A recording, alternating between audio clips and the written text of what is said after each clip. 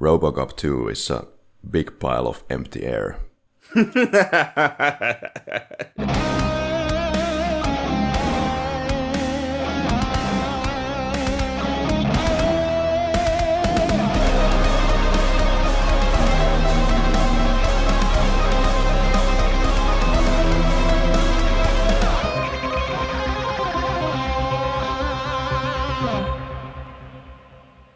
I wouldn't buy this podcast for 50 cents.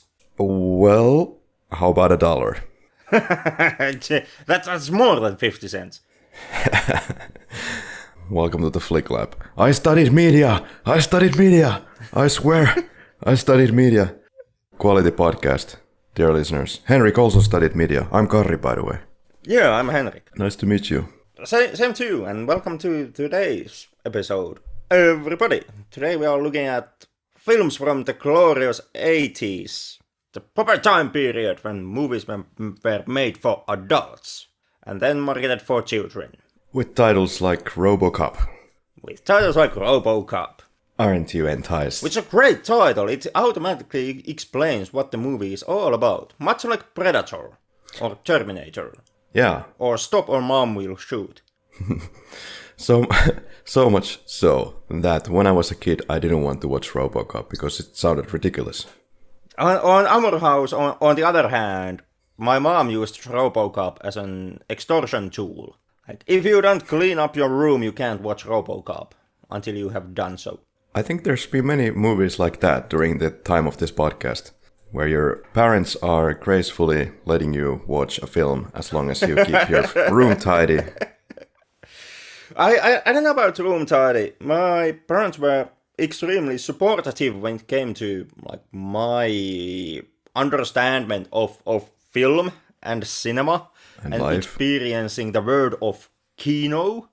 Robocop most definitely was a movie that once was used in order to extort me to actually clean up my room. Yeah, I can see where your understanding of America came from as a place where things just blow up. Yeah, absolutely understanding of everything. You can't believe how hard it was for me to, for the first time ever in my life, to make a contact with the member of an opposite sex after seeing all the American Hollywood gangbusters. This is the guy I have to work with. The mixture between Daniel Sloss and J. Karjalainen. This is the guy I have to be every single day of my life. So, this is the second episode that I'm recording from the Philippines, so kind of a constant evolving thing for me. We've been doing this for, almost 4 years. I can't believe we're still going with all these changes in my life and my locations, but gosh darn it, we are strong. If nothing else, we are stubborn. Yeah. Basically everything in the world has tried to tell us to stop. Even our own brains. Finns have tried to make us stop. Our listener base has tried to make us stop. Yeah. Our co-host has tried to make us stop and left. But yeah, the core unit is still going on. We come from the land of ice and snow, Finland. And what we do here is we try to analyze films with some certain themes that kind of tie them together. Not so sure if that's the case tonight. It kind of maybe tries somewhere halfway and then crashes into the ocean. We'll see. I actually kind of have to take a contrarian stance on that notion. I say that Robocop gets things right. The sequels, not so much. We can argue about do they get the things right, and we can argue about are they good movies. Not necessarily, no, and necessarily the messaging of the movies does not always completely work. But contrast this to our Terminator episode, where with the Terminator franchise, the problem we faced was that the films were extremely samey, to a point where the franchise could only muster up to 2 different plot lines. But when it came to the identity of the franchise, it was kind of all over the place. There's no fate except the one we make. Except there is fate and Judgment Day is set in stone. Except perhaps we can change the fate. Genesis was.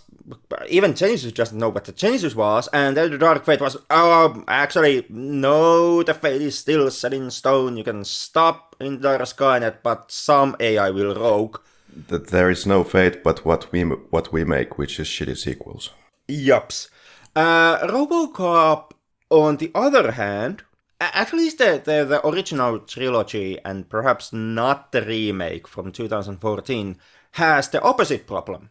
Where kind of the narrative building blocks go willy-nilly in odd directions. He's a cop, he's a freedom fighter. He doesn't even know what he is. Oh no, he's a slave to his programming. Well, now he freed himself from his own programming. Oh no, he didn't. Yeah. Oh, I guess now he did by the sheer free will. But the identity of the franchise actually stays. Once again, at least for the original trilogy, it stays the same. Like the first three films, all of them try to be a sarcastic critique of capitalism. That's basically what they are. It doesn't mean that they succeed necessarily, and it doesn't mean that they are necessarily good movies, but they all try to basically, they try to be satires of the same thing, which is capitalism. Now, I would argue that the Robocop brings to the table a lot of themes and then kind of mixes them together into a blender.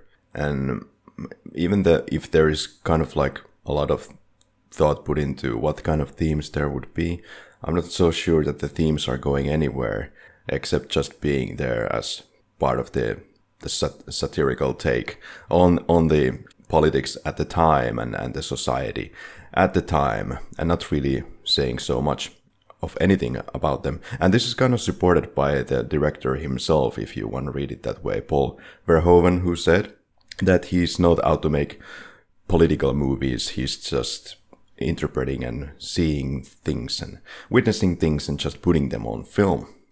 And I'm sensing a misinterpretation in that quote, because to me, Paul Verhoeven has never been anything except a political filmmaker.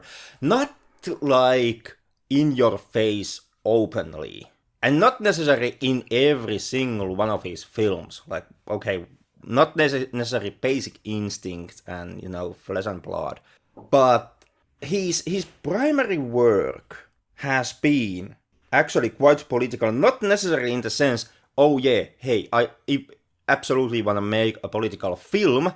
Like, Verhoeven is, like you stated, he is an observer. Yeah. He's someone who tries to look at the society and then tries to form some type of a sentence about that society.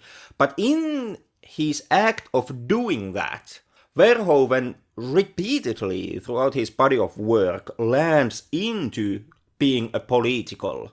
He does. Yeah, he does. But I wouldn't say that he necessarily wants to say much in Robocop with that. Well, let's say Paul Verhoeven is kind of political oriented and Robocop as well is. But when you look at the sequels, for example, Robocop 2, where's the politics? There's something about the Detroit city being taken over by OCP, the private company. Other than that, it completely, I think it loses the fun. There are some semi-gory scenes of people being blown into pieces, but it doesn't really go beyond that. There is no context to those killings. There's one scene where the cop is just blown to pieces several times by the antagonist of that film, and there's nowhere any moment of ha ha ha in that. It's just a cold-blooded murder. Whereas Verhoeven kind of gets to that whole comic book and that funny, silly thing where people are killed in the office by the bigger robo. Yeah, like, once again, I kind of agree with you. Like, to say, when I say that I find political or movie franchise identity merit in the films, it doesn't automatically mean that the movie itself is good. This is something that we most definitely have to touch upon when we are talking about, well, if nothing else, Robocop 3, which is not a good movie, not the least. It's a heaping pile of horseshit as a movie. Yeah. But I still see that there is actually quite a lot what the film tries to say about its subject matter. Like, well, the whole aspect of privatization and corporatization of governance and where that will lead you. Like, I still see Robocop 3 as a criticism of capitalism and corporatization of basically public features. And I also see like an arc between, the first three movies. Okay. Like, yeah. Well, let's. How do you want to take this? Do you want to go like movie by movie and then kind of tie them up together, or do you want to just go all over the place? oh well, we can try to do the movie by movie and then fail miserably and end up going all over the place. We can try to have talk about every single movie as an individual, as some type of a loose framework to get some type of a construction around today's episode. But due to the fact that the messaging of the movies are what they are, and they touch upon a subject matters that they touch upon, it's kind of really hard to isolate the themes of, especially, well, I would say all the four movies. Like, you can't talk about just the themes of the remake when we land upon a remake, because partly they are the same goddamn themes that have already been brought up in the first Robocop, since this is a franchise that revisits its themes. Yes, it does. Well, at least in the remake. Well, if anything can be said to start off, that if anything can be said in the defense of Robocop 2 and 3 is that they're doing something different to the original. But then Robocop 2 is a big pile of empty air. Apart.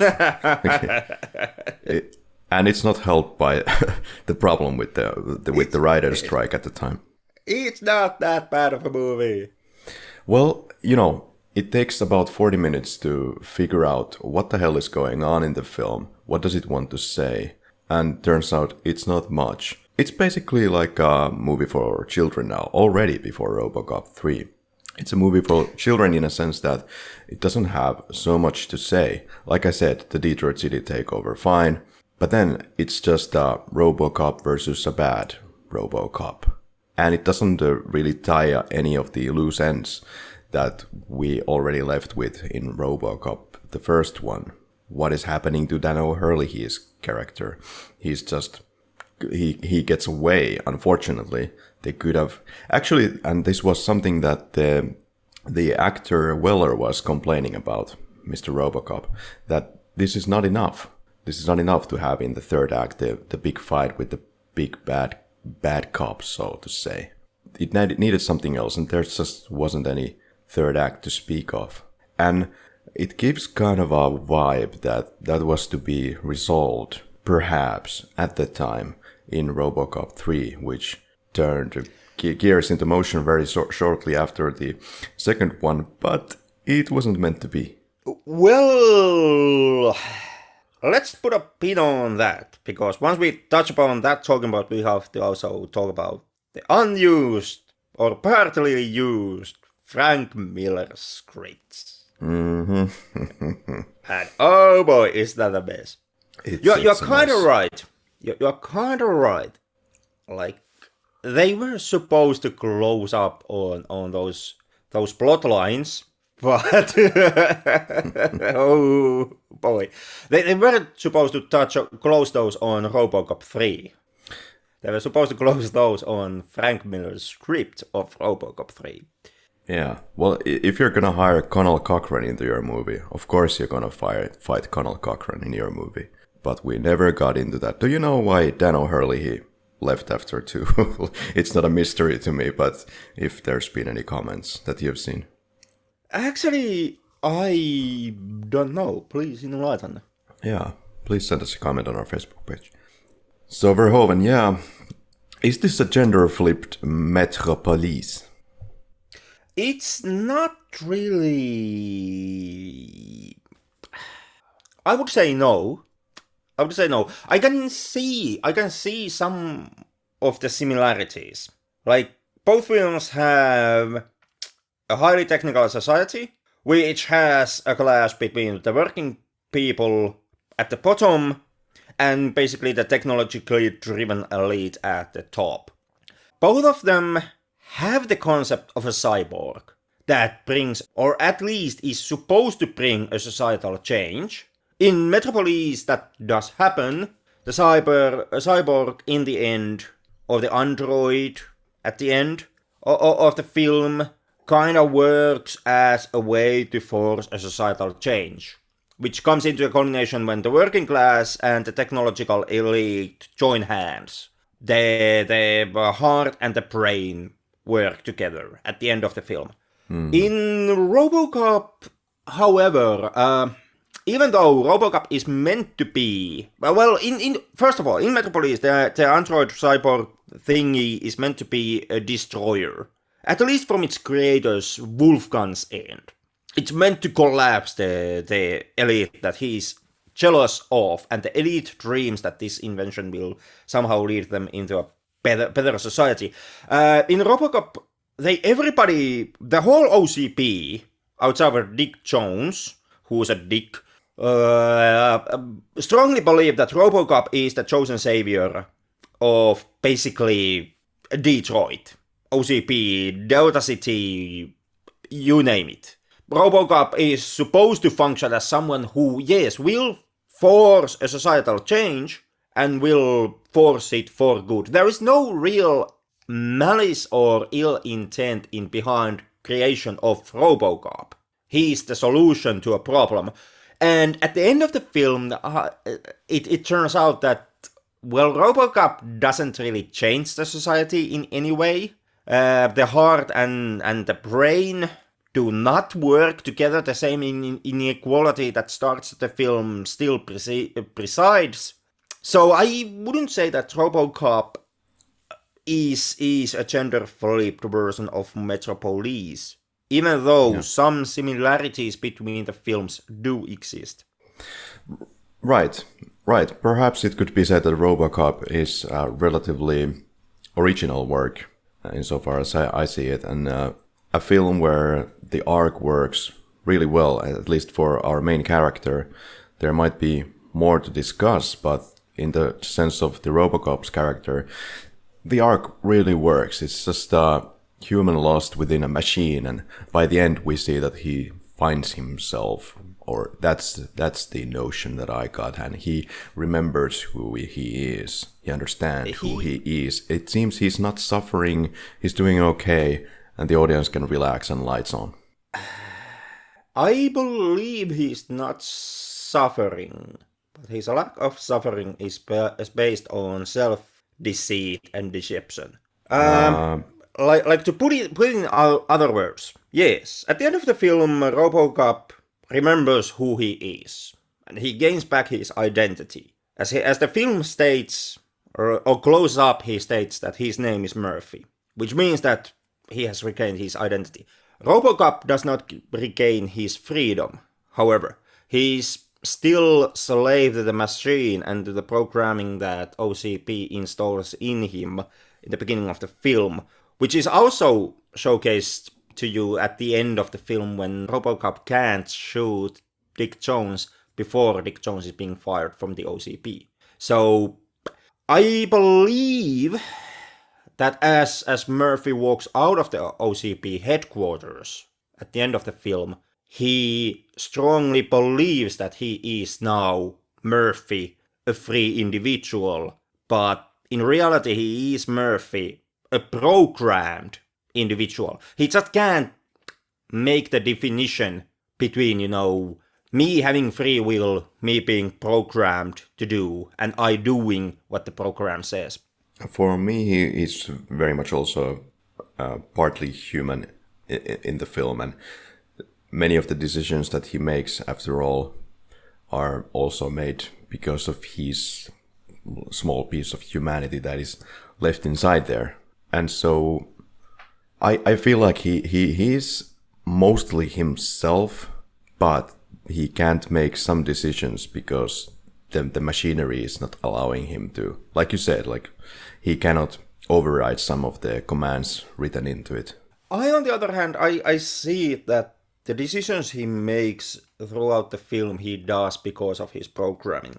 Like the first prime directive that he has was uphold the law. So he does that. Yeah. And he makes decisions that uphold the law and uphold, public trust and protect the innocent. Well, but, even so, I feel that there's a man behind all those commands, and well, he's we can see parts of his humanity. He has to follow the programming that is built in, but he's kind of like a body who is not unable to control himself in all the decision making. Kind of a part of the ride, kind of like a game on rails. Yeah, I would say that. Like, I'm not saying that he is not a man. I'm not. He most definitely he is a man by the end of the movie. But I would say he's a man. If OCP or if Body Crew would capture him and reprogram the first directive, do all the crime, he would be a man who would think that he has the decision to do all the crime, and then he would go and do all the crime, but he would still do all the crime because of the programming. And I see kind of like that. It's the same situation, vice versa, at the actual ending of the film. Yeah, but he's a cop. He wants to be a cop. Murphy wants to be a cop. He was a cop before he became Robocop. He wants to be a cop still. That stays intact, and he still is Murphy. He just is incapable of ever choosing to be anything else but a cop anymore. Well, Henrik, I think the big problem with discussing Robocop, the first one or all of them, is that they bring to the table a lot of topics, but then they don't necessarily go so far with them anywhere. They're just there. Like the scriptwriters have been saying, I forgot who it was of them, but speaking of the first Robocop, that it was kind of an interesting idea to bring to the table, to the script, some of these questions that the audience might have as a consequence of putting in a scene where he visits his home in the first one and has these kind of flashbacks. Questions in the audience might be something like, well, is he a human? How much is he a human? Blah, blah, blah. But you could go on and on and on and on and on with these questions. There's not so much resolution to many of these questions. It's just there, like, left in the air, like, yeah, that's interesting. And there's like 150 of these interesting things. Yeah, that's true. But in the case of the first film, that still does not yet bother me. I think first film works well enough that it can leave a bunch of unanswered questions into air, so that, obnoxious film buffs like you and me can then debate over them and have fights about, well, is he free or is he not? Is he a person? Is he a robot? Who knows? That's, in my opinion, that's all, fair and dandy when it comes to the first film. Because the first film's, its kind of whole intent is on the other direction. It more wants to satirize and criticize the 80s capitalistic system and the environment that was in full swing during the time when the movie came out. That's kind of where it wants to lie. And once again, like, to harken back to what you said about Verhoeven, him not being a political filmmaker, I still believe that he quite so damn often he does do politics in his films, but if we are to take him more as an observer and someone who just wants to, like, say what he sees, in that sense, I then also am kind of willing to look past on Verhoeven himself, never closing any of his, like, satirical critique of capitalism talking points. In fact, I actually do kind of feel that at least in the case of the first movie, it's one of the film's strengths. The fact that it never actually resolves the opening conflict that it presents. Like the OCP just trying to get all the ground of Detroit and trying to force the idea of Delta City and trying to privatize the police. Yeah. But the fact that the film never closes those points, never actually says anything like final on those points, in my opinion, it works in the film's favor. Because it showcases, at the end, it builds up into this downer ending. Where the rich stay rich, the powerful stay powerful, the divide is still there, and Murphy is a slave. It works in the film's benefit for many viewers, for sure. And I guess in the first one still including me, because it still has a story to tell. Yeah, but what you say about, the... let's say, twisty birth process of the film and its script, that also holds pretty much water. Because, as far as I've understood, the creation process of Robocop, the movie, it never really was that clear, or it didn't go quite fluently. The original idea for the script, once again, if we are to believe the stories, would be that one of the scriptwriters just happened to see the poster for Blade Runner and ask his friend about what is Blade Runner all about. Friend says that it's a man who hunts robots. Or it's a cop who hunts robots, and that gives the idea. What about if I write a script about a cop who is a robot? Writes the script, Verhoeven hates it. The studio can't find a director for it. They pass like 4 directors, nobody wanna touch it. Eventually Verhoeven's wife says to him that, look up the script, there's something that you are not seeing. After that, Verhoeven, it kinda is, it's hard to say how much reworking Verhoeven insisted on the script before the shooting started. But this is supposed to be the moment after which Verhoeven chooses to make Robocop. The casting is a nightmare. Peter Weller is cast because of his chin. They have the whole casting process for Murphy, and the whole Verhoeven and the company, they're just secretly having like the rating system for people's chins. So they get the right chin for Robocop. That's how Weller lands the job. Doesn't really want to do it at times. The suit is a nightmare.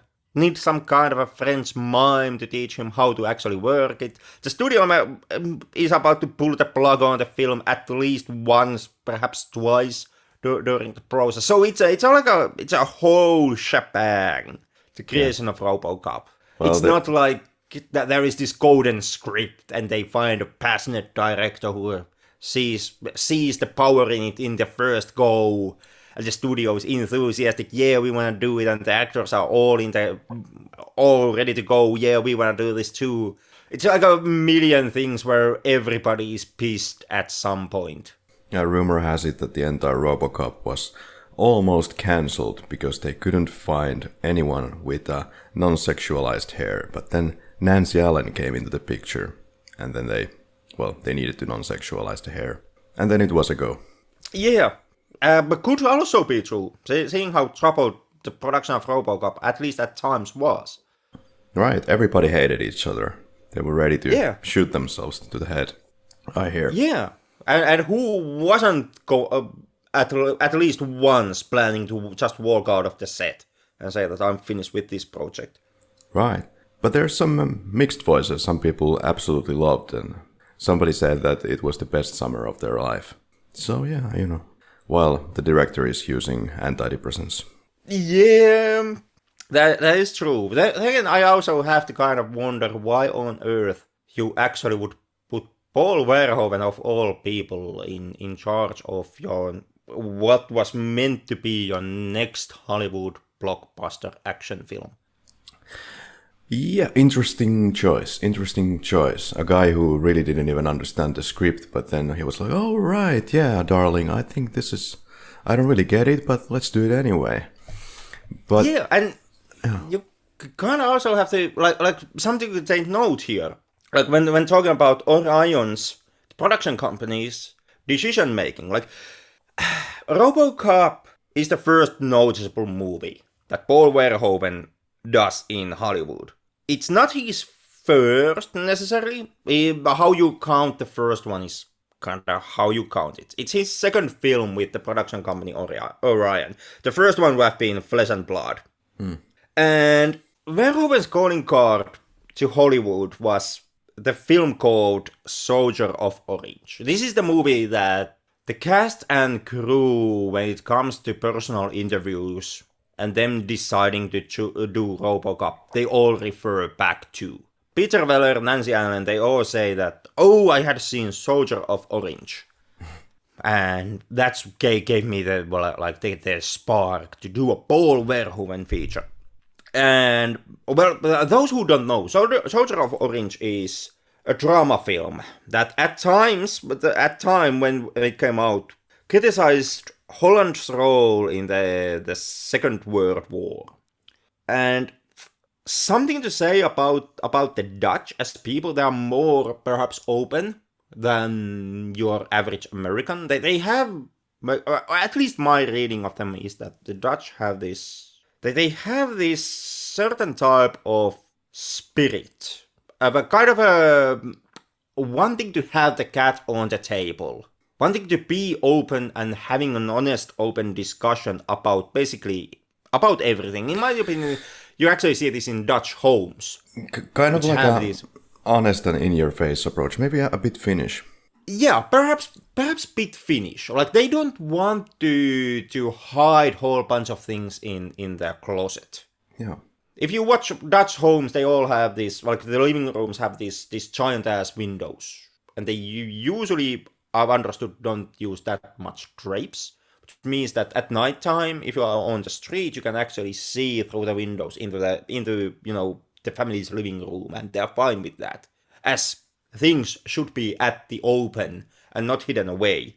So basically, from this mindset, in this country, Verhoeven does Soldier of Orange, which is a movie so goddamn open and on the table that it's too much even for the Dutch. And the Dutch are starting to be like, Verhoeven shouldn't do more movies here. Perhaps Verhoeven should be banned because of Soldier of Orange. And as Verhoeven finds out that he has, it's more and more difficult for him to practice his craft at his home country. That apparently is like the final spark for Verhoeven to start eyeing at, changing into Hollywood. So the dude who is too in your face and too open, even for the bloody Dutch, is the guy that the production company Orion then decides that, he should helm action blockbuster Robocop. Yeah, that's the production department decision at the headquarters of Orion, and they all went home confident that nothing bad can ever stem from this decision. No, it almost looked like they were trying to get Paul Verhoeven on board as for shits and giggles, but then actually they were surprised to say when he said that, yeah, I'm gonna do this. Oh, all right. There is this whole maybe to continue on the themes of the first movie a little bit, the whole Jesus/Satan position, which I thought was kind of overblown or kind of funny to compare it like that, but I see where they're going with it and what they want to say with that. There are similarities. There is a good person that gets brutally murdered, like let's say Jesus on a cross then, and there's you even have like a half crucifixion thing. Jesus was nailed through both of his hands. Murphy loses one hand. So you have like hand in hand. Yeah, and this happening in the first 20 minutes or so of the film. Yeah, that's powerful stuff to get the audience engaged, yada yada yada. Yeah, and already in that short period of time, I suppose we got the audience to a place where they can deeply emphasize with this guy. Well, he has a kid, oh, he likes to do this gun thing for his kid, and he must be a very good cop. So then it's all sad when he gets blown to pieces. And then, though there is a violent return, a resurrection, an American Jesus who shoots the bad guys, gets his revenge. So once again, it's kind of theme-wise, it's all over the place, but funny callbacks. I don't know about all over the place. I do think that people who read the American Jesus aspect into the film and Verhoeven stating that he meant Murph to be an American Jesus, it actually quite well works. Yeah. It works in the sense that you have the visual callbacks to Jesus. Hell, even from certain perspectives, like the wires that go in the back of Murphy's head can create a visual illusion of kind of like a, well, wire crown, which harkens back to the crown of thorns that Christ was made to wear upon his walk to the crucifixion. But it never actually is like super in your face about it. It's enough that you can actually notice that the similarities between Murphy and Jesus. Yeah. But it's not like, well, fuck, Matrix 3. Neo dies at the end and he spreads his hand. The machines lift him up and there's like light coming out of his chest which forms a cross. Do you get it? Do you get it? Neo is like Jesus. It's not on that level. Yeah. It's not on that level, but it still like has enough visual callbacks. I think that when it comes to making the Jesus metaphors in your action movies, this actually would be the right way to do it. Yeah, well, it works in the storytelling sense. You get the huge empathy for this character. He comes back and he has a reason to get the revenge, and the audience is rooting with this metal maniac. So yeah. It also works as a kind of a, let's say, soft condemnation of America itself. Like, once again, when the film came out, 1985, 70s and 80s were peak time in institutional criminal mongering in America. Like, every goddamn institution, including 2 presidents, those being the Nixon and Reagan, both made the case how America is losing in this wave of crime. And how can we protect ourselves? And this tactic, and it was a tactic, it was knowingly used method, was used to lull the Americans into accepting more and more totalitarian and at times even draconian policies, including militarization of the police, harshing policing of the communities, and the whole war on drugs thing that they ended up doing. And the end result of all of this was a skyrocketing prison population that the America is suffering even still. Yeah. And in this sense, like as a background thing to the whole plot of Robocop, Robocop works kind of as a knight in shining armor, kind of a perfect action hero for these times, who can gun down the bloodthirsty degenerates. Kind of as, since America is so goddamn religious all the goddamn time, kind of a violent version of the American savior, a savior that Americans themselves perhaps would even want at that time if they could just have it. Yeah, I guess instead of having your Christ just, forgiving everybody their sins, perhaps they would actually opt out for like a Christ that just has a giant ass gun and uses to blast off the bad guys. And the America itself as a nation having its salvation through the act of violence. Much like Murphy does in the film, in the extremely small case of basically destroying one gang of thugs and one crooked business head. Yeah, I guess it would have not really made an interesting film to follow if it would have been just watching a Robocop marching into the IRS office or trying to force some socialism, as they say, on America to solve the goddamn root problem instead of watching a Robocop just shooting people's heads off. in the Republican way. Yeah, and in this sense, the film also kind of works as a critique of all of this, showing how the rich and powerful drive forward the fear and discrimination in order to fatten their profit margins, and how at the end of the day, power and law will service only those at the top, and your likelihood to face actual consequences depends on your proximity, your personal proximity to the throne and whoever happens to be the biggest dog. Like much in the same way as the film itself operates at its closing moments. And this is enjoyable to the masses, and I have zero empathy for people like this. And yeah, but this film is punching up. It's punching up instead of punching down. So it's very enjoyable, fun for the whole family. Well, yeah, I'm not necessarily whole family. It's one that's all hell. Well, but certainly it was something that garnered the kiddies' attention, also in the producers' minds in Robocop 3. But, well, Henrik, Robocop 2, we have, I guess this is the attempt to make Empire Strikes Back Part 2 with Irving Kershner. Well, this is kind of, Robocop 2 is an interesting piece in Robocop franchise.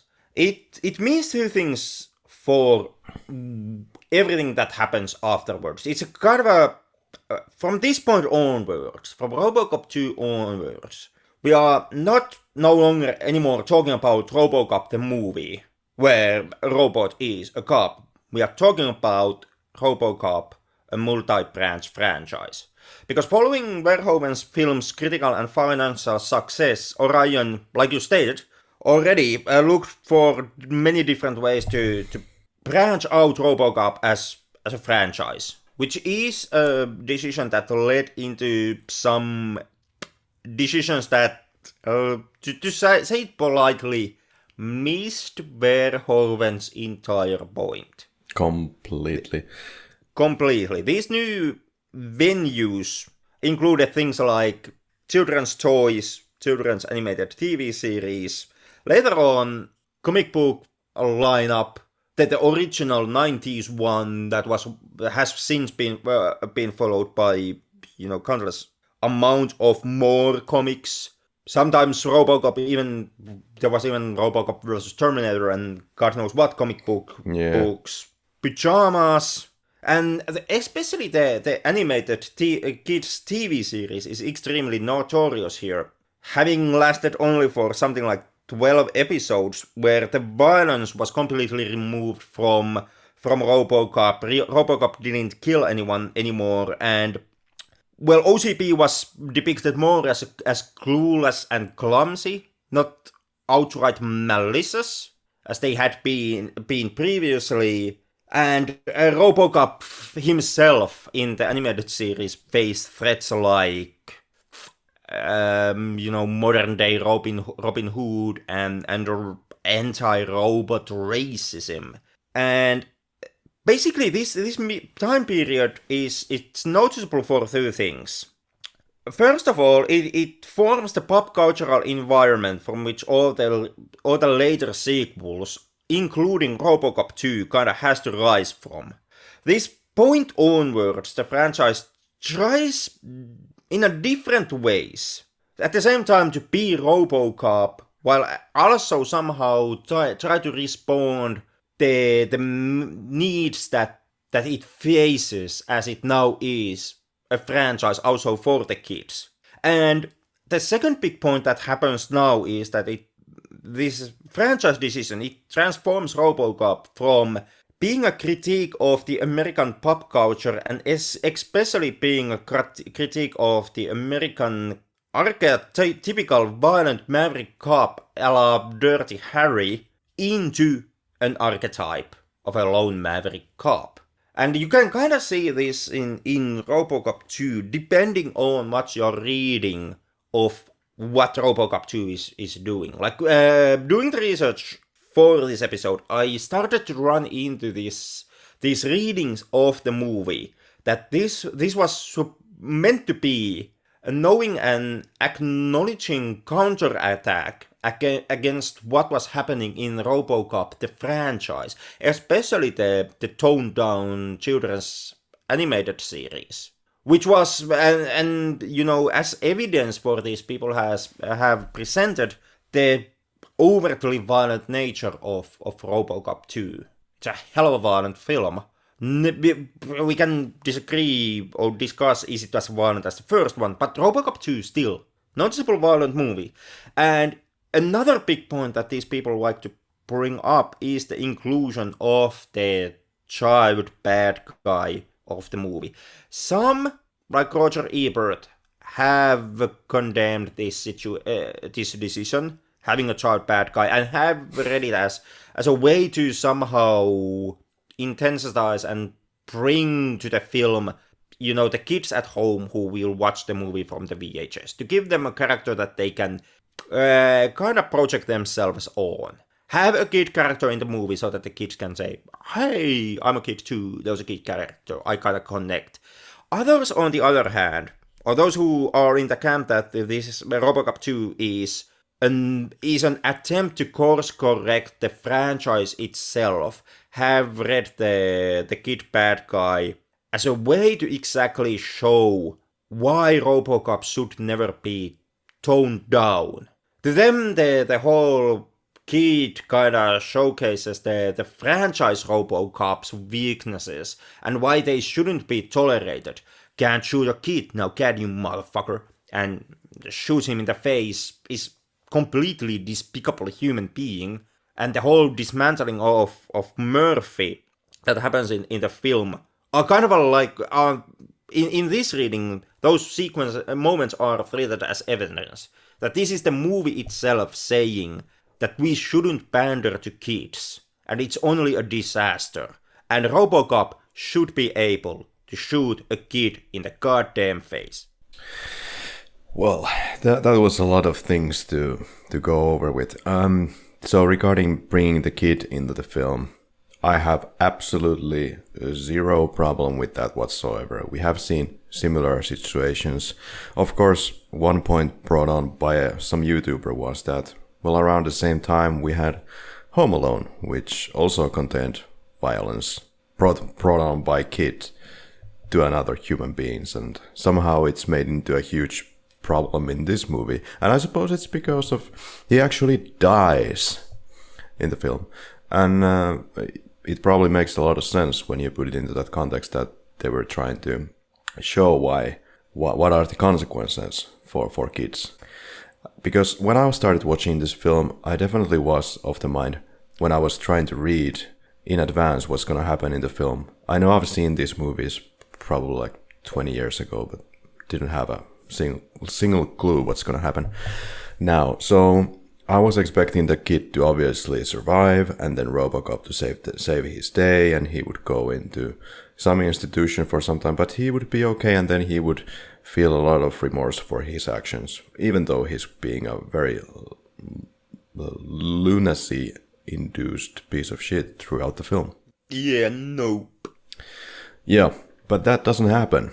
I don't know what's wrong with the critics on this matter. But anyway, I thought it was kind of a breath of fresh air to bring something like this on the table. And on the violence, I don't really register the violence in the film as much as I do in the first one. Could be that the violence really doesn't have any meaning in the second one.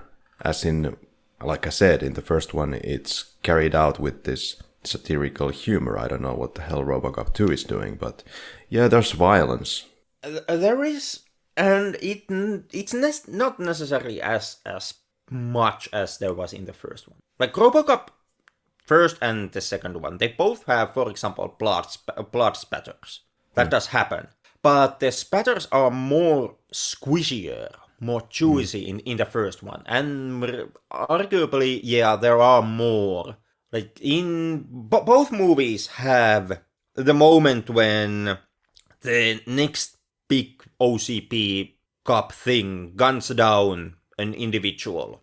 The first one has the boardroom scene with the Ed 209, which is like this whole messy spectacle. million blood spatters happen. The second one has like the city of Detroit lawyer being shot in the back. You have blood spatters, yeah, but not nearly in the same extent. Yeah. Well, on the plot steps, like the first one ended with the acknowledgement that there is something human going on here, or at least whatever we consider Robocop to be remembers what he is. He is Murphy, at least, to him, to it, however you like it. But right off the gate, this film then throws that kind of into the trash bin, where now he has to kind of deny his humanity again and be all coy driving past his wife's place. So we're kind of back to zero here. Although he might be still remembering everything as he evidently does. But yeah, a new problem in this front. Most definitely, yeah. And like you already said when talking about the first one, that the plot is kind of all over the place. I didn't feel that in the first one. But in the second one, it most definitely is all over the place. And the second one also is the moment, like we talked about the identity of the franchise, where you can still see the identity, but now you start to see the problems that these movies start to have with the identity. Like, I still maintain that there is the critical, satirical spin when it comes to capitalism and when it comes to OCP. Like both films, the first one and the second one, also the third one, kind of have, for example, they have the whole point how companies themselves can't feel. In the first film, Robocop passively threatens kids in his TV performance when the news team is interviewing him when he stays, stay out of trouble, which is a like a roundabout statement, but it carries itself with a threat. Stay out of trouble. Or the way how he totally ignores the victim of a rape attempt. The lady would need some type of psychological help following the attack, and Robocop is just totally like, I have alerted the services. And the second one, in the same vein, perhaps even more strikingly, it has the moment when Robocop 2 guns down a whole bunch of people, and the old man of OCP is just like, this could look like bad for us. Get us the best spin team you can get. And with both of these actions, you have the realization that companies can't actually feel. Companies often like to give you the impression of a feeling. They like to pretend that they speak your language. They share your, for example, humor. They share your worldview.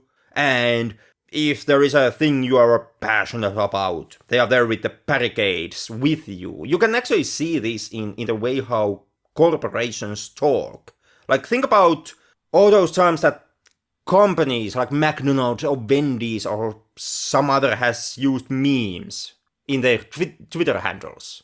Or when they have had vicious back and forth of words and small insults. Wendy's has insulted McDonald's, etc. through Twitter, using memes. The language that you and I are supposed to share.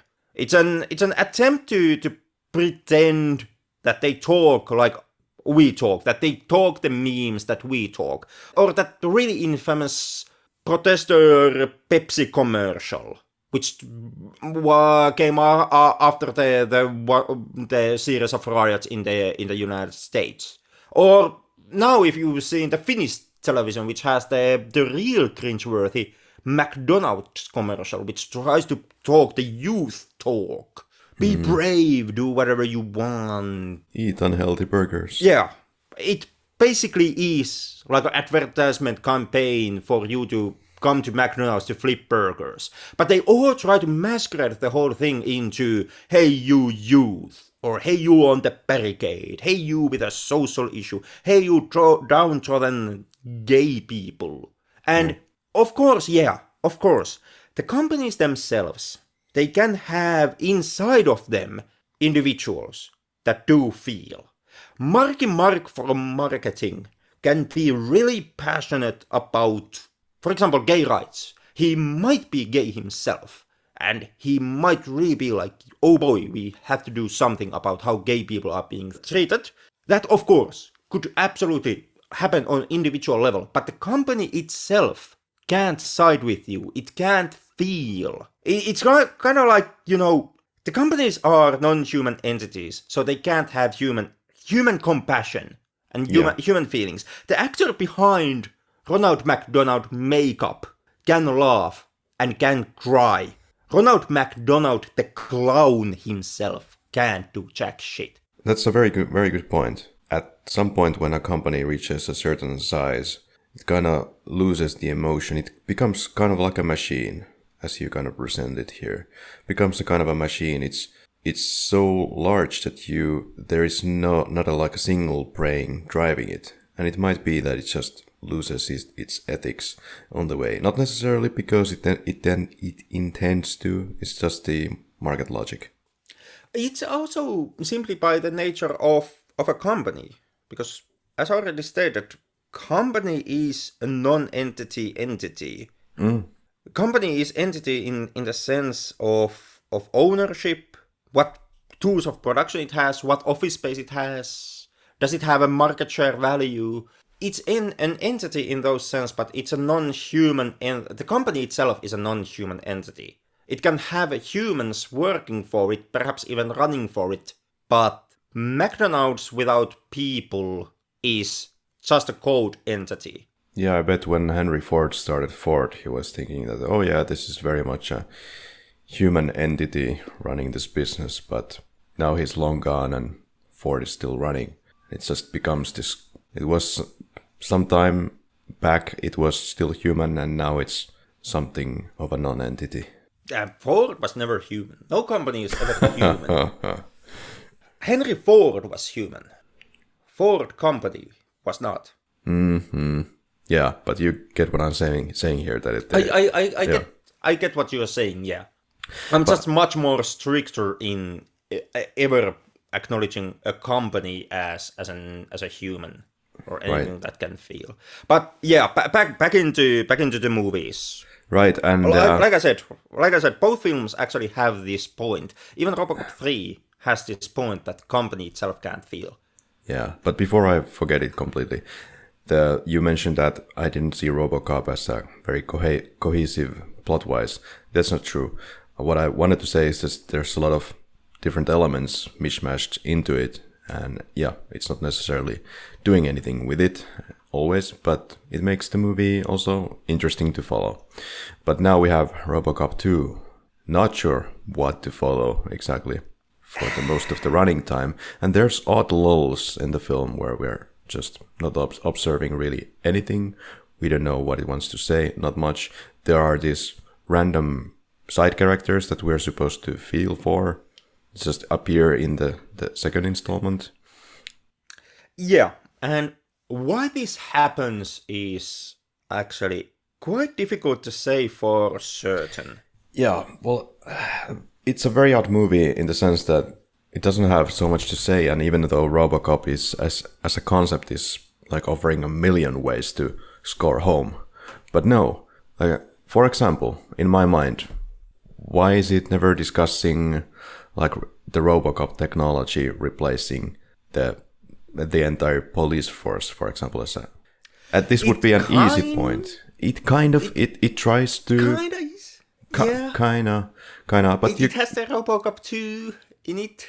Well, which is supposed to be like some kind of follow-up to Robocop. And, yeah.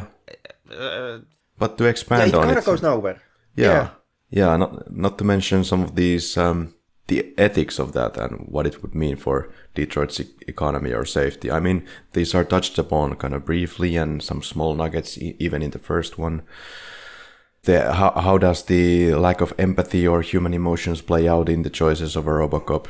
Making the choices that would have been interesting to go a little bit deeper in the second one already, or can the equivalent of that empathy be built in as a code? Something like that came to my mind.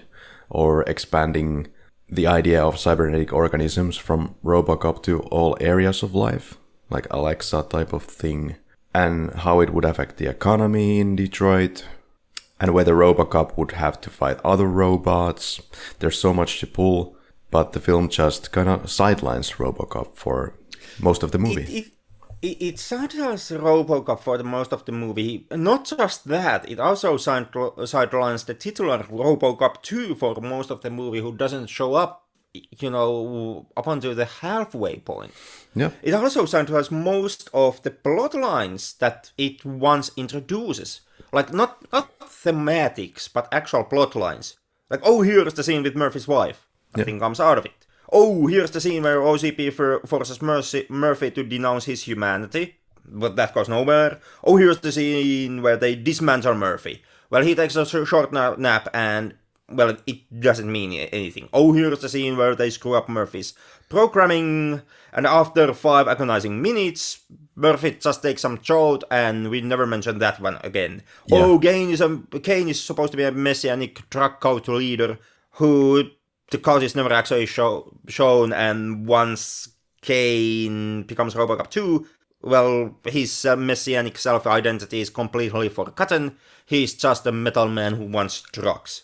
Yeah, they disgrace the character of Robocop to the level that they put him completely to scrap pieces. And what do the fucking geniuses do? Well, they take him obviously to the precinct, the only hospital available for the guy. Good job. Well, to their defense, that was supposed to be a message to the cops that they can even kill Robocop, they can kill everybody. The bigger problem here is that the actual moment means nothing. It means nothing. Robocop is out of the picture in his own goddamn sequel for the longest time because of this. But he has been out of the picture for countless amounts of minutes already, despite the dismantlement. And the dismantlement itself doesn't actually lead into anything. Once they put him back together, he's screwed up for 5 minutes, and then he's once again back to being Murphy. And what I want to know is, what is the purpose of the new drug in the film? I don't really... It's supposed to be some kind of a MacGuffin, but oddly, the real MacGuffin in the film is Robocop, which doesn't then develop into shit by the end of the film. The new drug is there, yeah, but I doubt the audience is very interested in that. It doesn't really tie into any kind of a theme that I would care about.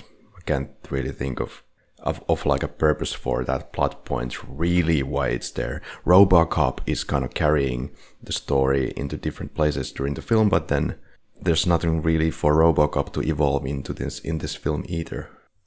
And no, Robocop basically just ends up proving that the first original model is better than, the sequel model, and that's it. And also, hey, you shouldn't put truck pusher user brain in the metal exoskeleton. But why the whole clusterfuck actually exists? It's hard to say who exactly is to be blamed here, because the whole writing process of Robocop 2 is an absolute nightmare, and this is the moment when we have to finally talk about Frank Miller's script.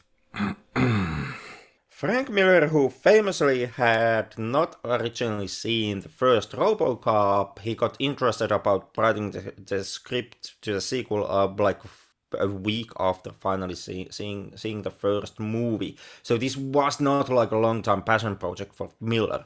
If something that, by going by the evidence and going by what Miller wanted, this is the time period when Frank Miller, the comic book writer, really wanted to have a Hollywood script writing career.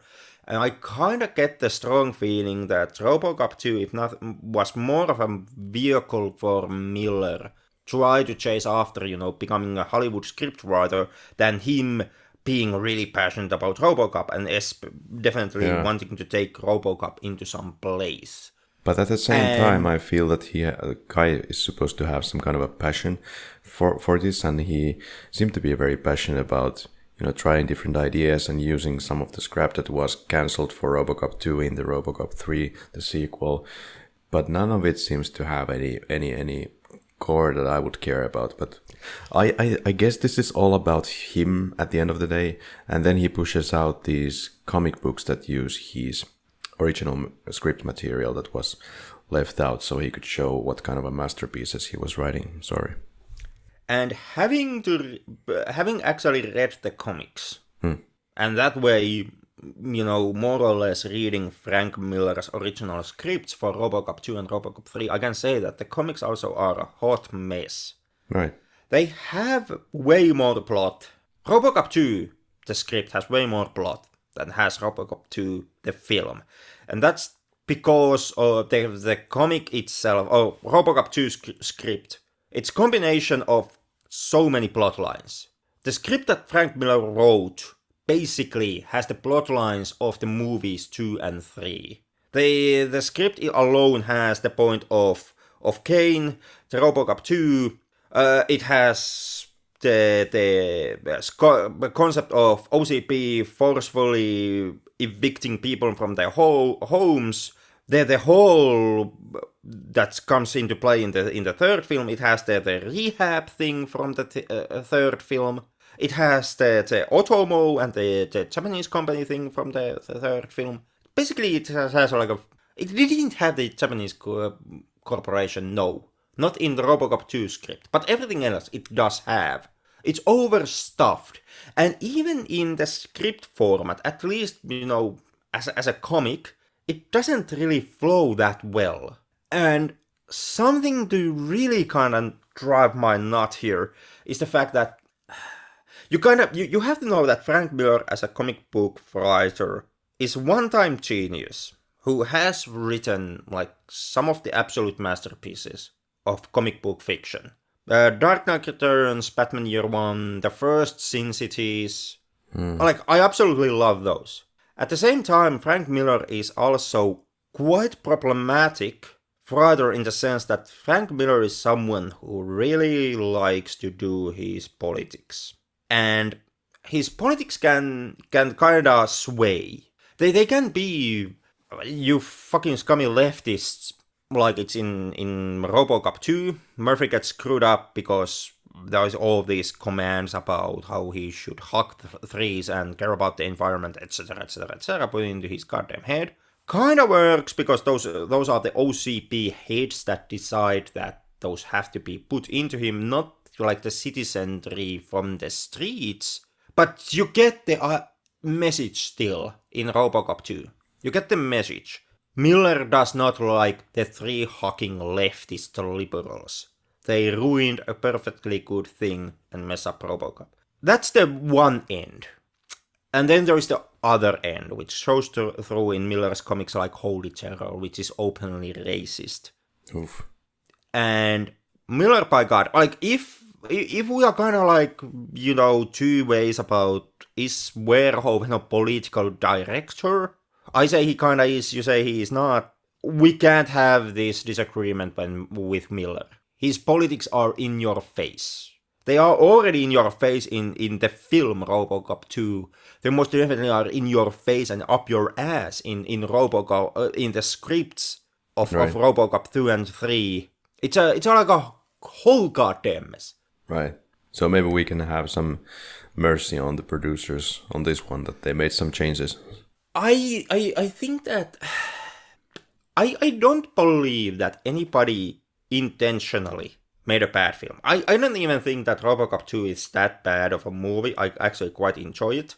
But even to people who don't like it, like you don't like Robocop 2, it's completely fine. I don't think that anybody intentionally made a bad film. I'm not saying that director intentionally fucked up. I believe that everybody wanted to make the best possible film they can get, but it's like the script is a mess. Yeah. What Miller provided them is a huge mess. Even if Miller was not intentionally creating a mess, that's what he ended up creating.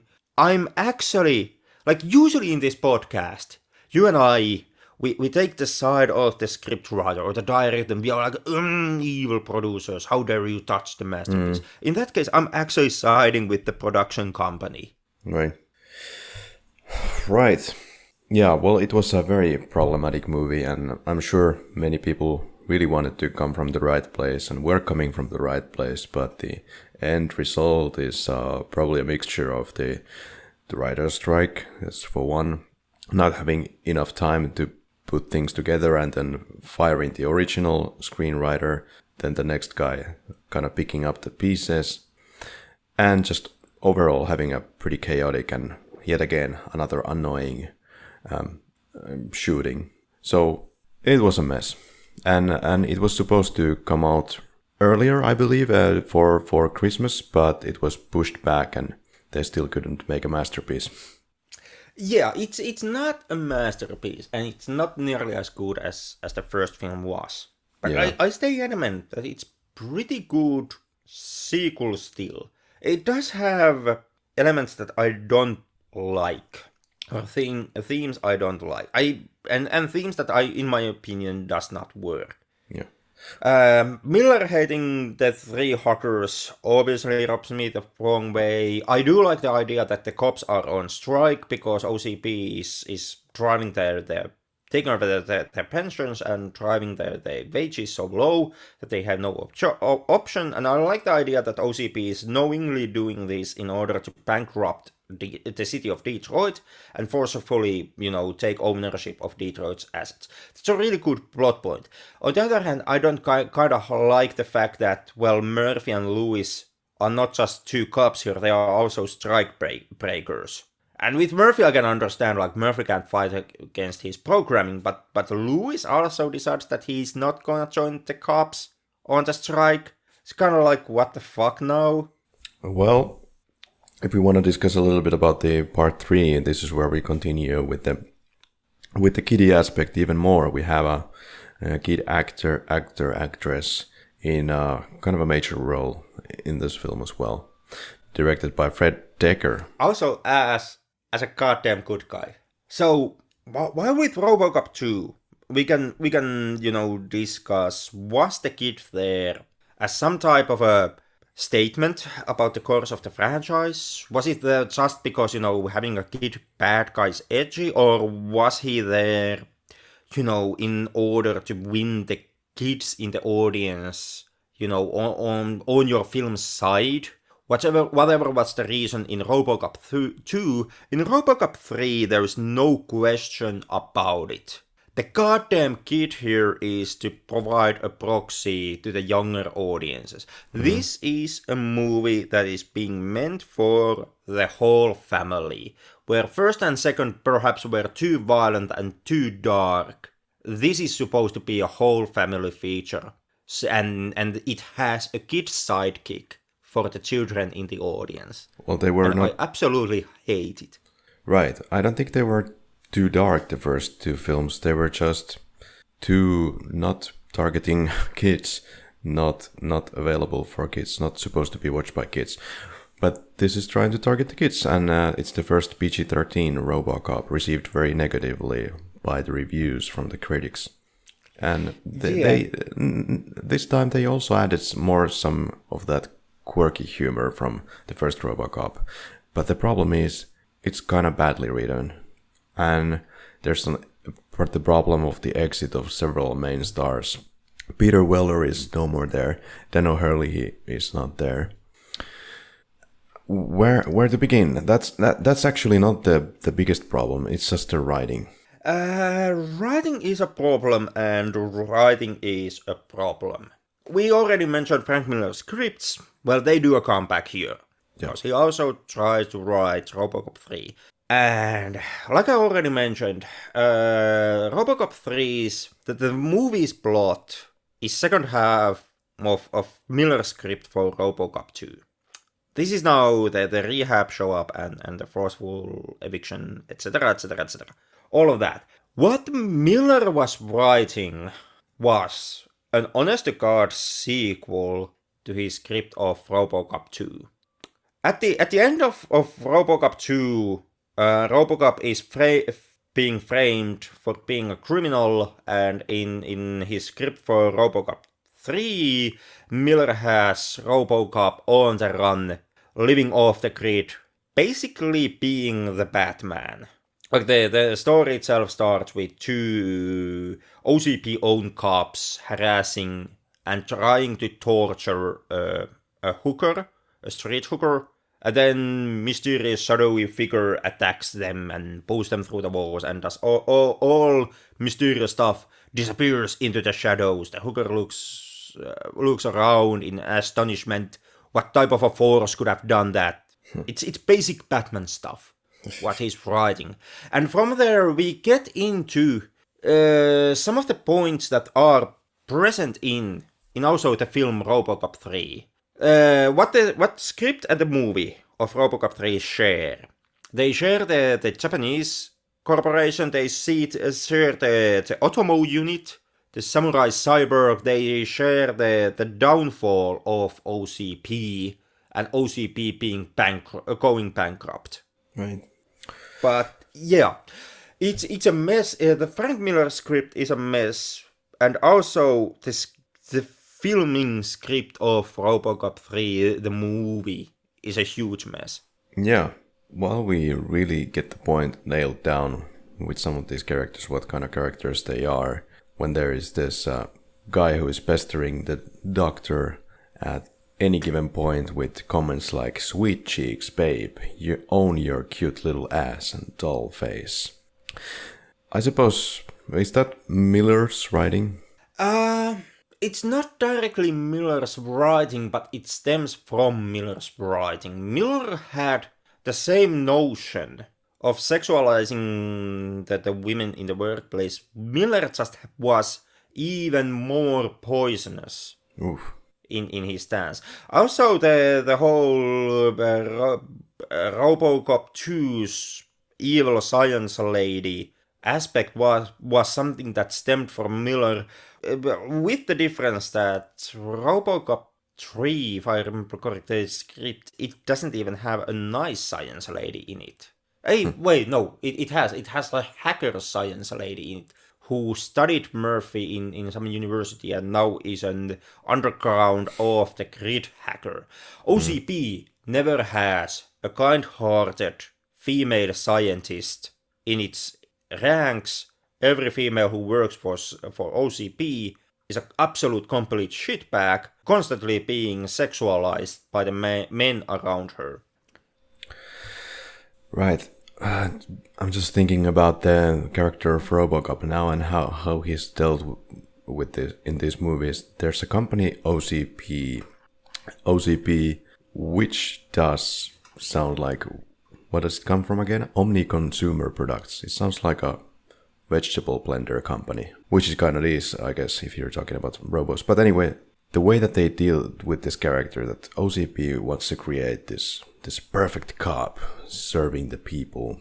But then we get to the problem of an incorruptible cop as a concept, which is extremely fascinating. At least the remake tries it, kind of discuss this to a degree, but would a political system really want a non-corruptible cop? Because it would then challenge the corrupted police force or the corrupt political system, de facto corrupted political system. They would run into troubles. They would. And I would say that no political system would want completely incorruptible cop. Right. It's a nice idea. It kind of depends on, or perhaps it kind of depends on how your political system actually works, like how long you can stay in power.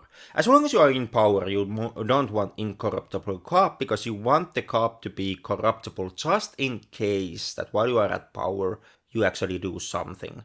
But if you are if the system is the way that you are forced to lose the power at some point and return to be back, average citizen, in that case, perhaps you would still want it.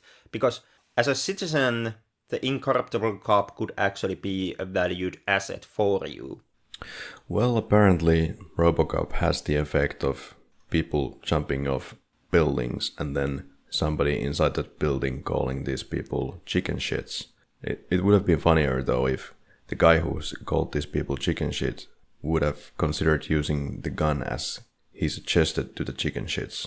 But then, instead of doing that, would have jumped off the building as well. Missed opportunity.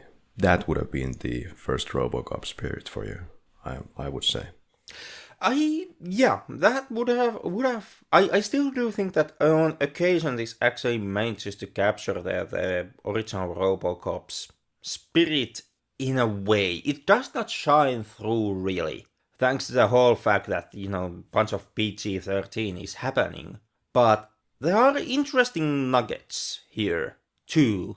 Like in Robocop 3, the first thing that I like, and there are things that I like, and let's have them out in the open. Like fair is fair. If film does, even though if the film is a piece of shit, if it does something proper, it deserves to be respected for it.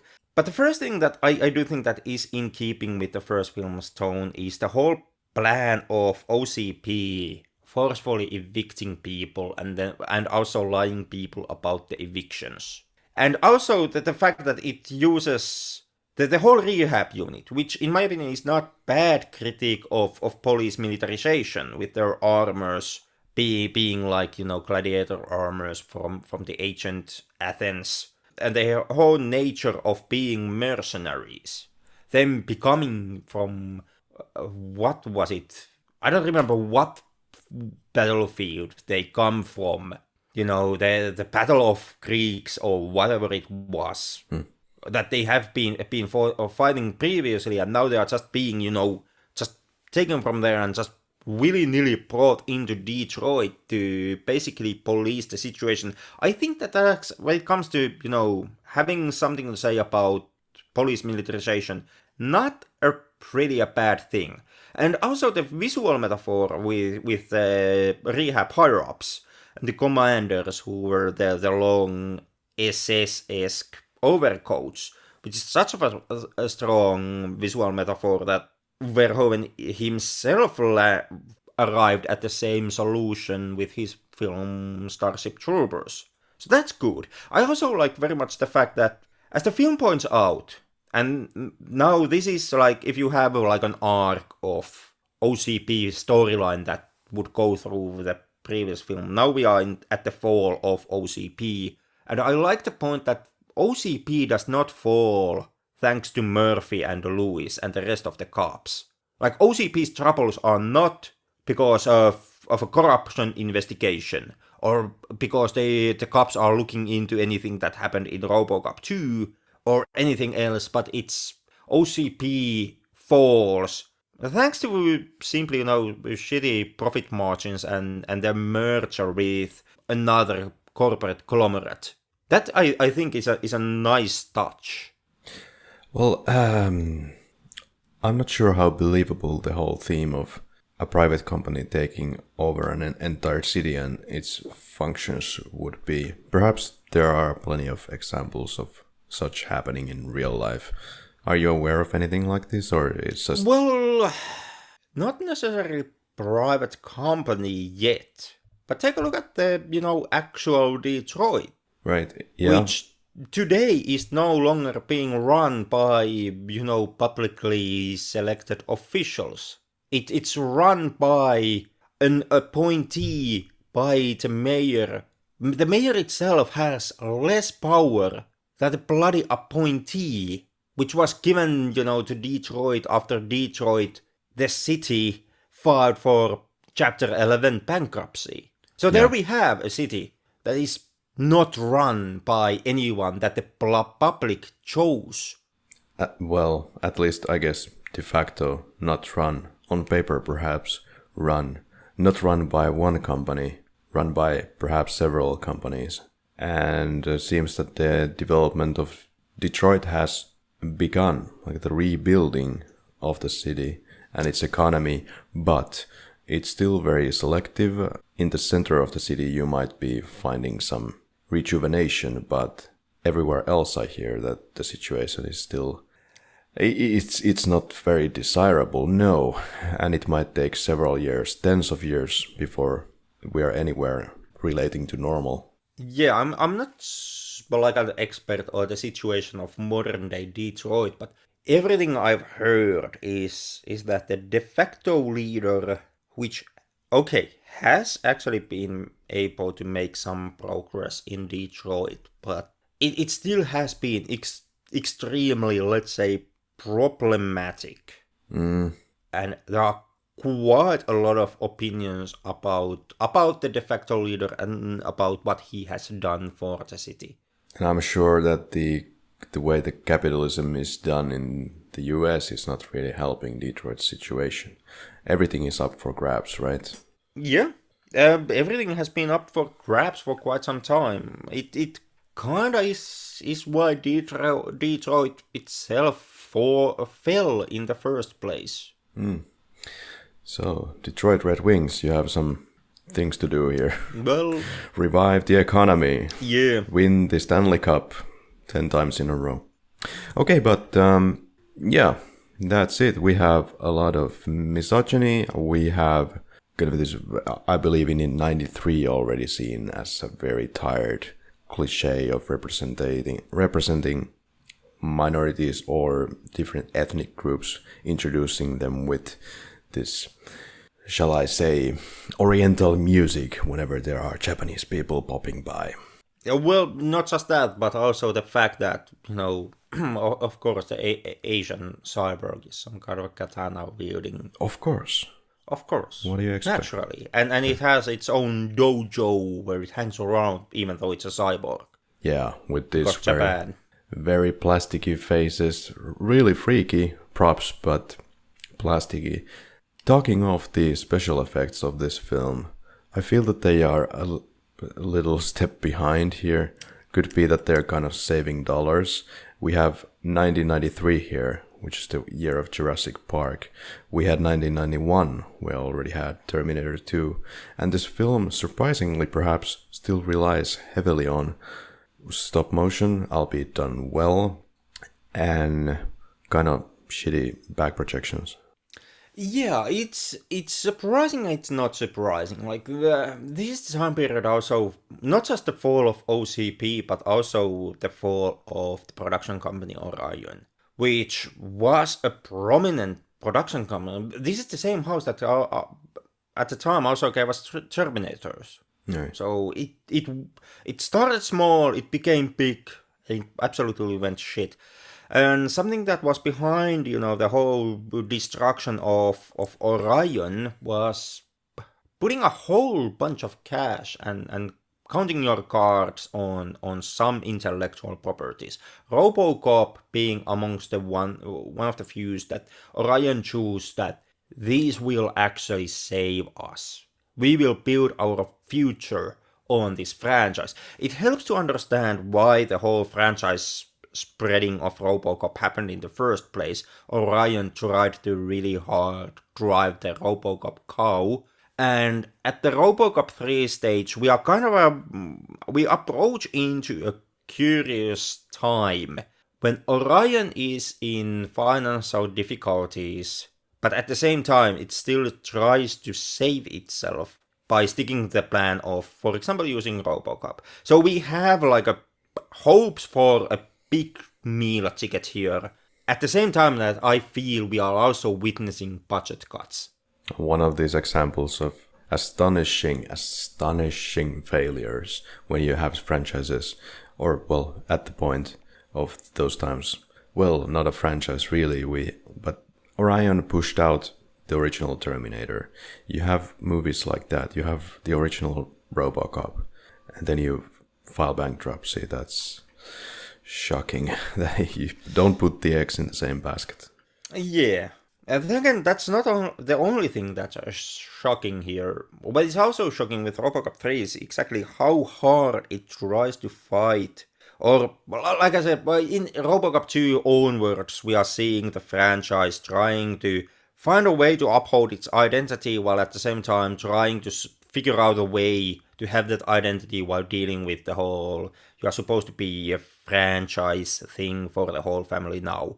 Robocop 2, in my opinion, somewhat still manages to pull this stunt off, but Robocop 3 does not, and that leads into like constructional problems with the film. Like you have two movies, you have like instances where you realize that Robocop tries to be a Robocop movie, a violent piece of action cinema, and at the same time it tries to stay PG-13. Like you have the end of Like, you have a whole bunch of things here. You have Robocop having to fight the Otomo units. But the script kind of can't figure out how Robocop can win an agile, mobile samurai unit, since Robocop himself is kind of clumsy. The end result, have the kids stand in to hack the Otomo at the final fight.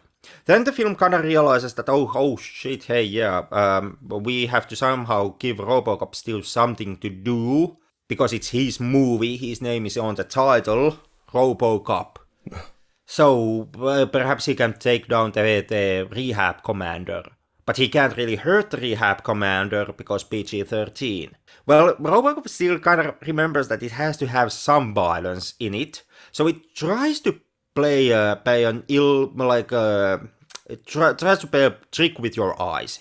It tries to give you the idea that violence is happening while not showing anything. So at the end of the film, Robocop 3 supposedly uses the jetpack to burn the rehab officer's legs, but it can't show you anything. And then it alludes back into, him having to crawl on the floor trying to stop the explosion from happening with his burnt out legs. None of that is actually believable. It tries to hint that violence is happening while it can't show you violence. It tries to give Murphy things to do while nothing in the film works. Is too agile, is too fast for actually Murphy having a chance to react to it. Right. Some Christian publication was criticizing the reaction and the positive response to the first Robocop, saying something along the lines of people are really gravitating towards the gore, but zero on the substance. Well, I would say that there was the substance and there was the gore. What Robocop 3 has now, well, it takes away the gore. It could still be a great movie if it would do something else, but now there's no gore. There's no substance either. Yeah, I do still think that Robocop 3 has some critique, and while it has some of it I find quite enjoyable. I like that the OCP falls down. I like the fact that, much like in Japan, when the business resistance hate people were jumping out of the windows, so the OCP guys are also jumping from the windows. I like the rehab concept. I like the we are going forcefully evicting people from their homes concept. Like, I think those are nice ideas, but the entirety of the film just does not come together. And it's not, the problem is not just that they cut out the violence. Like, you can still have a PG-13 film that kind of tricks you into believing that it's more violent than it is not. But Robocop 3 just does not know how to do it. Robocop 3 does a bunch of silly, stupid things, but on the overall, I'm a bit surprised about the so wholeheartedly negative reaction and attack towards Robocop 3, because at places it's almost manages to be a better movie than the second one. That's a statement that is absolutely false. No point does it go anywhere near Robocop 2. Interesting. Well, I would say that I didn't find much worthwhile in both of these movies. Robocop 3 might be having a little more variety and things to do, whereas Robocop 2 can't even satisfy in the action department for most of the time. But talking about disappointments, I guess our next stop would be the 2014 remake. Yeah. Yeah, the film that kinda tries to modernize Robocop. The whole thing perhaps tries to be. The remake is a curious in the sense that, like I said previously, the first three things, they at least have some elements of satirically criticizing capitalism. And now Robocop the remake tries to do bit of the same. It tries to criticize the society, it tries to criticize capitalism, and it's completely forgotten the whole satire aspect of it. It has. But is that a bad thing in itself? At least this film is discussing more than any of these movies, like in your face, discussing a lot of aspects that weren't necessarily worded out in the previous movies. So that makes it kind of a different and interesting in its ponderings. But your thoughts? I don't object to what Robocop 2014 is doing. Like when it comes to remake, I don't venomously object to remakes. You wanna do a remake? Okay, have a go. Usually they don't work, but have a go. And if you're doing a remake, you have kind of two choices you can do. You can do just remake the original, at which point everybody's going to ask what's the point? Why don't we just watch the original? This is shot for shot almost. Or you can try to take some ideas, like core ideas, and do something different with it. Robocop 2014 takes the core ideas and tries to do something different with it. And I do appreciate the film for choosing this route. Well done. And I do like the aspects where this movie focuses on the question of Robocop's identity. A huge part of the movie is looking into how Robocop is being made and how Robocop's identity and emotions are being controlled. And I kinda do like the fact that this movie is the one that looks into the existential crisis of Robocop being a Robocop.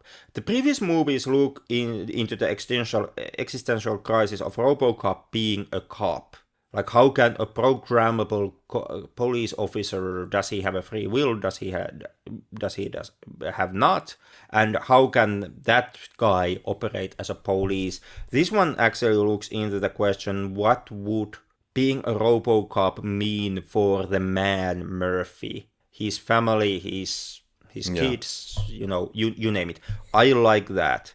Good angle, however, oh my god, I can't stand the 2014 remake.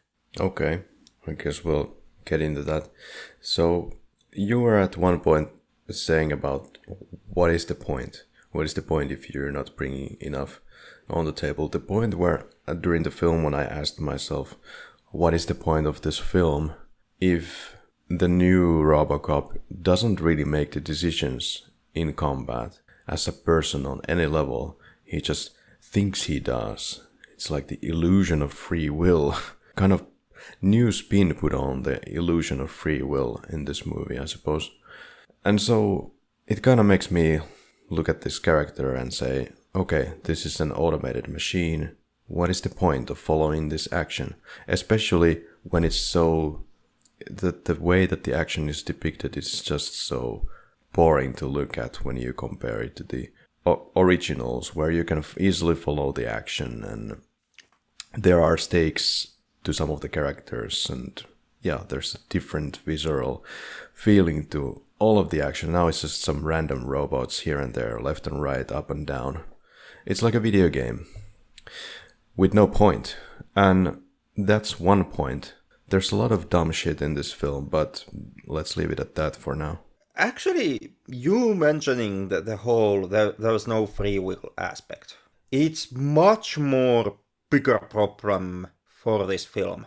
It's a tonal problem, and it leads into a constructual problem.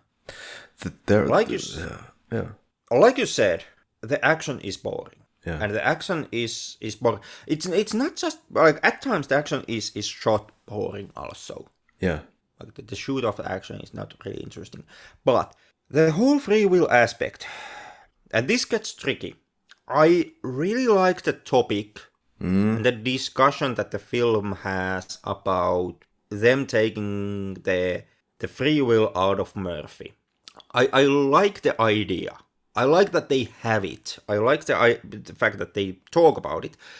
But here we come into some of the script writing territory. It takes the excitement out of the action. Yes. Completely.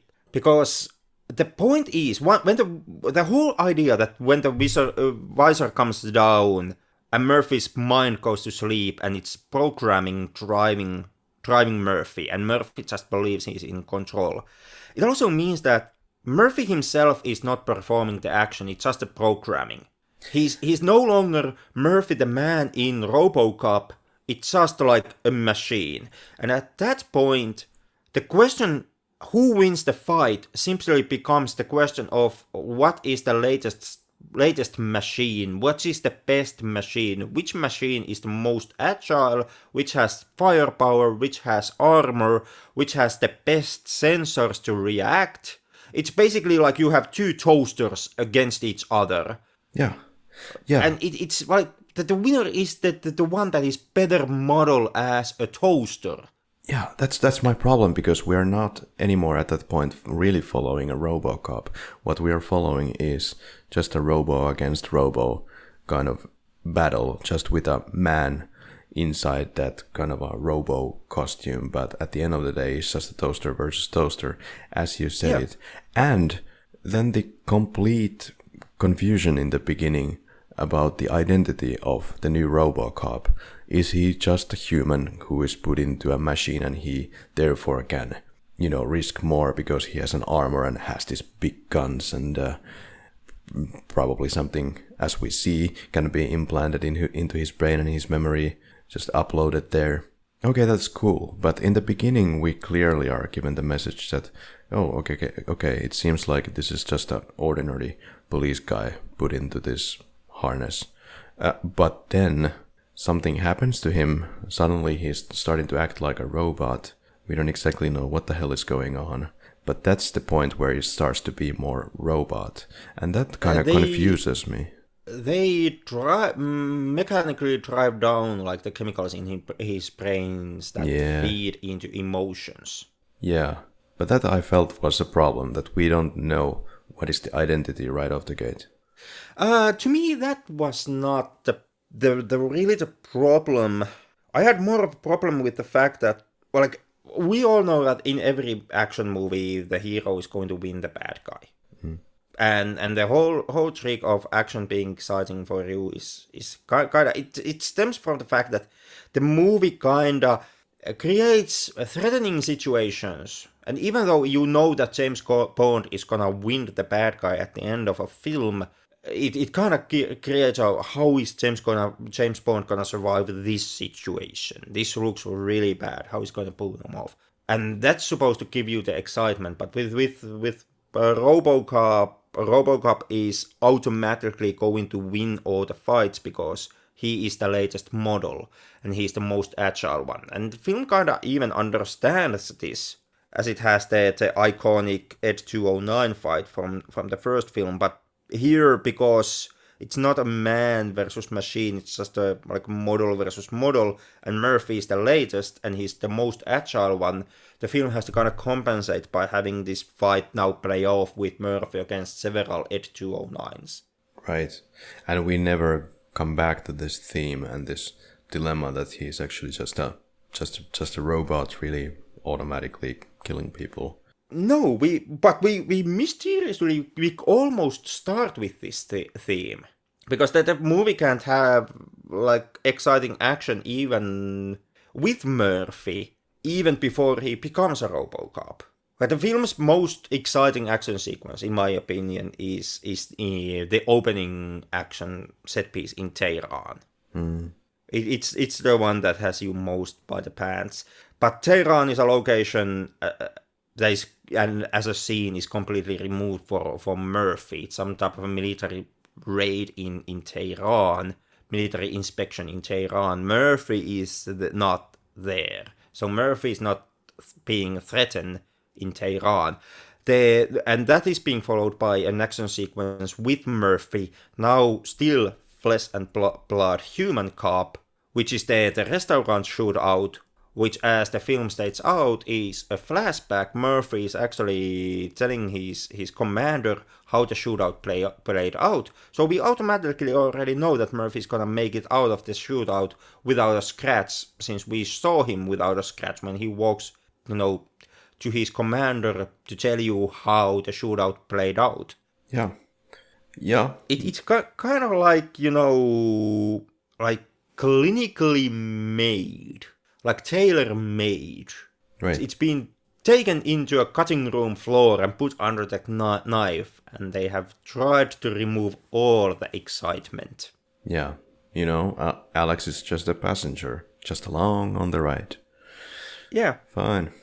But some interesting questions or something more of a deep drill into some of these topics that have been already established before, and that's a lot what the movie is doing, just repeating and kind of rehashing a lot of the things that we've seen in the previous 3 original films.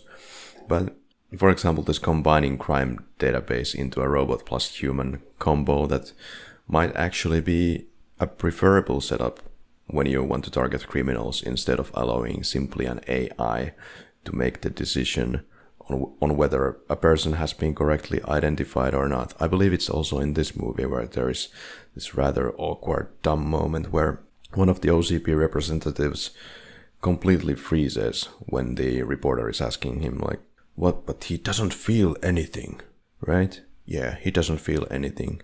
He cannot feel empathy. So fucking what? Is this the level of preparation for this kind of an interview? This would be so easy to handle. For example, the safety aspect. And what is empathy? He should be prepared to discuss these kind of deep points with. It's ridiculous.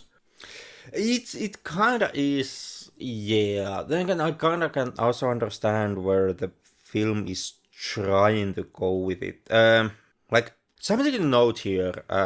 In 2014 remake, this is the kindest Omnicorp that we have. Now, Omnicorp really is not that evil, or at least malicious, for most of the time in 2014 remake. The whole ending of the movie, which is a huge confusing mess, makes no goddamn sense. But up until that point, Omnicorp really is not a bad guy. And its CEO here, Raymond Sears, is not like an evil corporate entity. He's more like a Steven Jobs type of a engineering genius who is just super interested about all these possibilities. And in that sense, I get the idea that they want to play out Sears's enthusiasm on the technical field. And because of that, they play his capabilities as a representative of the corporation. And because of that, you get these moments where, he's one-upped but in questioning and he freezes and he doesn't have the right answer. The second obvious point here also is the fact that the film kind of really can't truly side with, Sears creating Robocop, which I would say is a symptom of, well, once again, this being an American film. Because Americans have this almost fetishized devotion to the idea of individuality and personal freedom.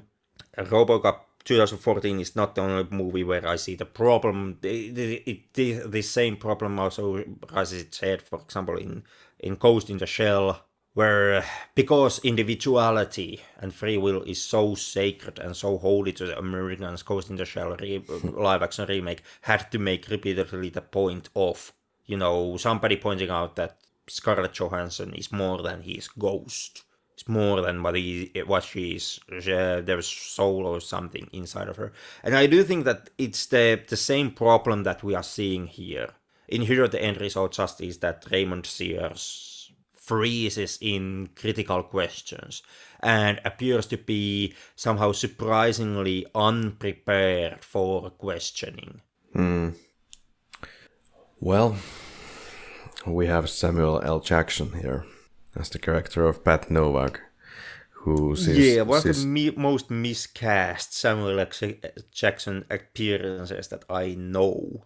I have no idea why he's here, but yeah, he's... Well, because Samuel L. Jackson. Samuel L. Jackson raging on about his support towards the AI Robocop, but then ends the film by raging at the wrong person, the doctor, who actually tried to save the day here. Well, yeah, but the doctor is a standing for Chelsea Manning and like Edward Snowden. So, of course, Pat Novak is going to rage against him. It was a so confusing ending for his character. How come? It was completely keeping in with his character. Well, first of all, he has such of a boner going on for this new tech that he is not listening to any criticism, it seems, to any direction regarding these Robocops. And at the end of the day, all he can do is just crucify the only guy who was trying to actually help this this technology to get anywhere. So a complete jackass move. And that's the note we end with. I suppose there's a very good reason for that, but...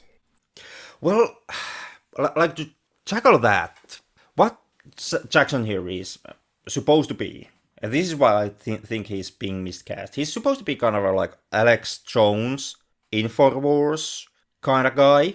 And the first obvious problem here is that Samuel L. Jackson is way too cool and way too collected as an individual to ever reach Alex Jones levels of crazy. But he's supposed to be the Alex Jones stand-in. Basically here to forcefully feed you the movie's point that, you know, it's about drone warfare. And Jackson is here to cram it down your throat. So with this Alex Jones personality, it kinda actually is keeping in line with his character that he does not care about the fact that did the doctor in the end, was he right when he gave his testimony to the Congress or the Senate, or did the doctor in the end save the day? Like, none of those points matter to Novak. His Alex Jones craziness only sees his own side, which is, you know, drones, I mean robots, are good. Mm-hmm. It's very much like you and I can have a discussion about, was Chelsea Manning in the right when she leaked the footage about the drone bombings, or was Edward Snowden in the right when he made his leaks. But Alex Jones could never actually participate in that conversation. It's always gonna be locked on one side. And as Alex Jones, so is Novak. First, I got no Alex Jones vibes whatsoever. I did notice... He's obviously supposed to be that. Or you know, Fox News, you name it. Like that whole mouth foaming that he's trying to do but can't quite pull it off because Samuel L. Jackson is just way too cool. He's way too cool, and he's kind of way too convincing in the message that he is sending, perhaps. Or maybe that would be a good thing, but he is Samuel L. Jackson, and if that was indeed what they were looking for, he's completely miscast, and I missed that point. But then what is that supposed to say? Like, at the end of the day, is that communicating to us that, well, there was this big vote in the Senate, are we gonna go with the robos or not? And is this Alex Jonesiness then kind of linking into that yeah, humans are full of these foolish emotions, so much so that they fucking can't tell what actually happened, what is the reality of the situation, and they're just clinching from one rumor to the next, and nobody knows what the fuck to do. It's some kind of a statement about the idiocy of public opinion. Yeah, it's supposed to be an statement about the idiocy of the public opinion. It's supposed to like this is the movie that tries to have a two-sided conversation. The previous movies in the franchise which have been targeting capitalism, have been like capitalism bad and Omnicorp bad, but this one tries to be the nuanced modern take. So it tries to have arguments from both sides. You have the Doctor and you have basically everything that happens to Murphy and by Murphy in the movie, and on the other side you have Pat Novak here asking why on earth is Americans not on board with drone strikes? I mean robots.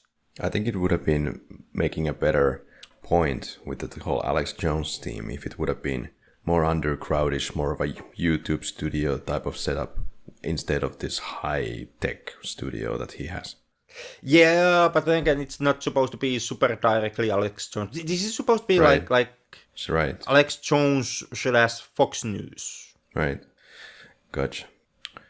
That's also why he can't like wear a literal folio hat in any moment in the film. Also because that could rob some impactfulness out of what is supposed to be a serious question. Why is America not fully on board with drones? Right. But can we discuss the anti-disabled people theme of this movie? There's this one military officer asshole who just meets Alex just basically when he's been put into the suit and he's acting completely human. He is basically human as far as I'm concerned at that point. And he's being treated like absolute trash. Not even he doesn't want to put him in the context of he wants to talk of him as it and all of these nasty words that he's spouting. Basically, this guy is anti-disabled people, in my opinion, at that point. Yeah, he is. He's perhaps also anti-cop. What we are talking about is James Earl Haley's character Maddox Yeah. from the film. And Maddox as a character, he's supposed to be... Well, first of all, he's supposed to be kind of a Dick Jones standing here. Like, in the first film, the Dick Jones had a huge problem with Robocop, not simply because Dick Jones was driving Ed 209, but also because Dick Jones saw Robocop as an kind of a... It was too dark for Dick Jones. He hated the idea. He called Robocop a monstrosity. That's how he saw Robocop. So Maddox partly is supposed to be that. He's also supposed to be someone who believes into, just he's supposed to be fully on Pat Novak's side. Drones, good. We need more drones. And anything that is not a drone is waste of time. And on top of that, Maddox is kind of supposed to be the only really bad guy, antagonist, like a villain that this film has. Because this film actually does not have a bad guy. It has bad guys, but it doesn't really have a villain. It doesn't have like the first film's Clarence Boddicker. No. It tries to have that with the drug kingpin Valen, who is supposed to take Boddicker's place.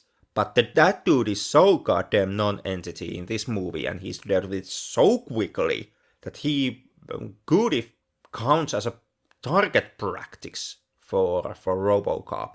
And we are supposed to have like at the end of the film we have the Raymond Sears betrayal of Murphy, when Sears all of a sudden just decides that no, I'm gonna kill Robocop for no reason at all. It's and so, then all of a sudden he's like pulls a gun on Murphy's wife and child. He's like, what's gonna do now, smart guy? Exactly. This complete 180 twist or change of the character who kind of tries to do at least some kind of a right thing at some points and drive this so-called product into completion, and then wants to suddenly just get rid of it, destroy it, and is threatening innocent people like complete villain. And in my opinion, these are all problems of the film acknowledging that it really doesn't have Clarence Boddicker, and it really doesn't have Dick Jones. It really does not have an antagonist or a strong villain in there. It tries to create them afterwards. But the film spends too much time in Murphy having practice simulations, and then it makes Murphy too powerful, so average drug kingpin can't be the bad guy because Murphy immediately wins him, and it does not want to go deep enough into, criticizing OCP or capitalism is bad, so it can't be Raymond Sears. The film is constantly like grasping at straws. Where can we find a bad guy? Where we can find a villain? Yeah. And because there is nothing for it to grasp, the final moment is, let's just try to use Maddox. Yeah. Maddox constantly does completely illogical things here. throughout the movie just in order to be bad guy. Like you point out, he antagonizes Murphy from the get-go. There's no reason for that, it's completely uncalled for, but hey, has to do some villain shit.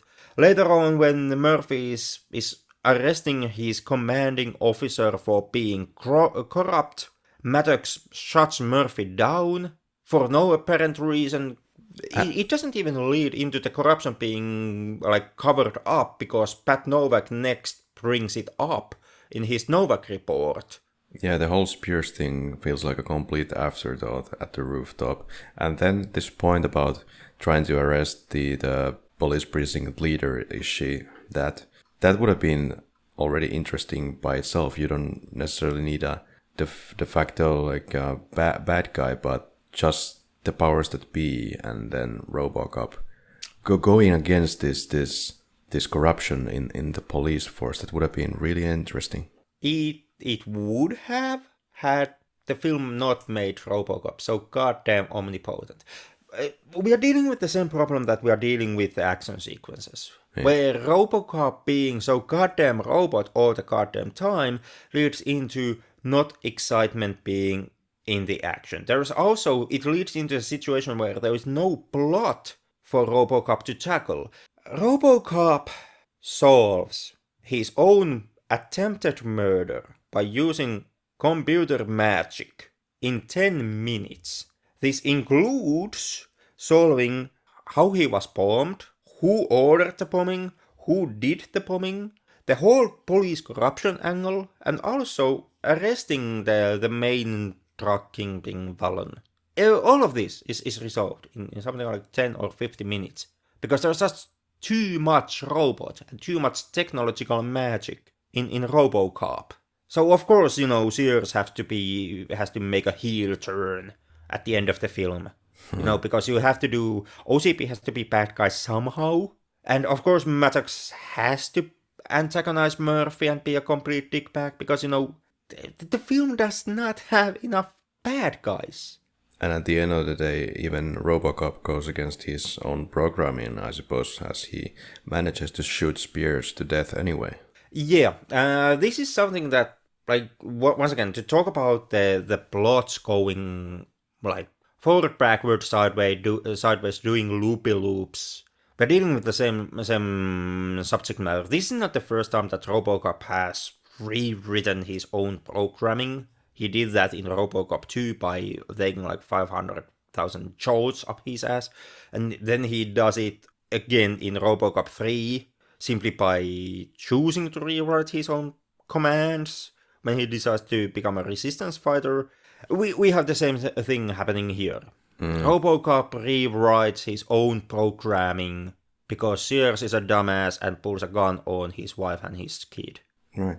It's supposed to feed into, once again, into the whole, like, Americans really evaluating individuality and free will aspect. This is something where the fact that Verhoeven directed the first film and is a bloody Dutch comes into play, because Verhoeven was not so hung up on the idea that Murphy has to be a free individual. Verhoeven was okay with the fact that, Murphy regains his identity, he knows he's Murphy, but he's still programmed to operate. But the rest of the productions, the sequels, the remake, which are American-made, they just can't go into that level of darkness. Murphy's individuality must always triumph over OCP programming and his own metallic nature. Yeah.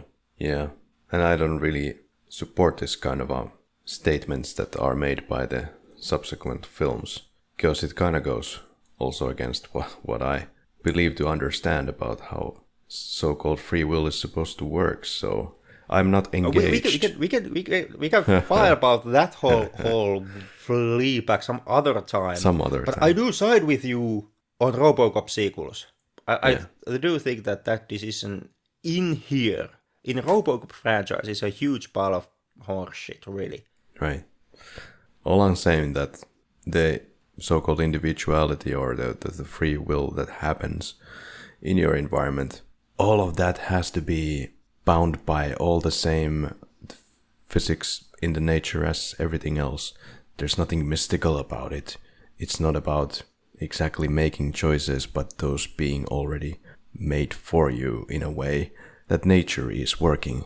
Everything is working the same way. There's nothing special about that. Yeah. So humans are kind of programmed to make the decisions that we make. In a sense that everything that you kind of do, it's the result of everything that you have experienced in the past, affected by your environment, the chemicals in your brain. It's all connected. Well, of course, it's all connected, but it doesn't automatically negate free will. But we have to then kind of start to define what I mean by free will. I don't negate the fact. Let's not do it today. Let's not. But this is an interesting conversation. It can be an interesting conversation, but the true question here is, do you actually appreciate that Murphy does not have free will in the first Robocop? Oh yes, I do. Okay. And was Robocop 2014 better film because Murphy mostly does not have free will up until, the last minute when they have the rooftop helipad face off witch seers and he breaks his programming? Like, was that the moment when the film, did it lose something more for you in that moment? I think it was a betrayal of the mechanics of Robocop. We didn't cross this line in the previous movies, and I don't see a point why it's done now. So okay, I side with that notion. Yeah, it was. Yeah. I didn't appreciate that like plot moment. Yeah. Well, Henrik, I guess quickies, or maybe I throw the gauntlet for you here. Okay, in that case, the special mention for an actor goes to... Could it be Peter Weller for knowing when to get out while the irony is not yet in frostbites? I would also go with Peter Weller, simply for the fact that, well, he actually is Robocop. The Heroes of the Mantle were not exactly terrible, but they also were not Peter Weller. Yeah, and his chin was very good. Very good performance. Is there some very small role or something that you would like to bring a special mention to? Yeah, this has to go to Samuel L. Jackson getting multiple orgasms about robots on live TV and then burning their creator at the stake. Still gonna stand by that. Yeah, well, I'm gonna give it to Nancy Allen in Robocop 3. One of the perhaps most discussed departs from any film franchise. People are still wondering, was it Nancy Allen's decision to get her character shot, or was it somebody else? Well, I don't know. It was definitely the screenwriter's decision to kill her off, and everybody knows it in the audience at the moment when she kind of doesn't want to wear the body armor anymore for that day. Mm-hmm. Well, she was off duty. Yeah, and off the movie. Yeah, she was off duty in Detroit, the most crime-ridden place in all existence. What resonated with most or least with you? Well, I like the tight-knit storytelling of the first Robocop. I was applauding by the end of the film. And yeah, it's a film that knows when the lights should go back up in the theater. It knows when to quit. I would like to say that it was all the criticism of capitalism, because that was kind of the most running theme between most of these movies, but unfortunately I had to say that it's all the hardcore violence in the first film. Ooh, the Christians will burn you at the stake. Well, it's okay. I will just return as a dick-shooting savior at the end. In one adjective, how would you describe the films?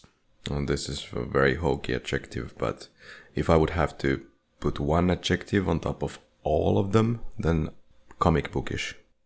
On the other hand, I go with confused, because the further the franchise goes, the more confused it seems to be, become. Yeah. As a whole, as an entity. Do you think that these movies, now talking about all of them, do you think they have some type of legacy, staying power? Oh, you don't have a favorite quote? No, I'm skipping it completely. Can I say mine? Yeah, you Yeah. can. Do you Yay.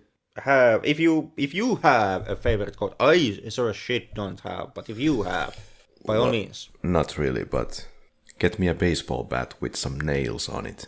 Well, that's the nail bat, you fool. Where was that from? I think it was the second one. There was Okay. this guy leaving the police office. Okay. These days, I no longer pay that close attention to film dialogue. Yeah, we do these episodes completely differently. But the next question.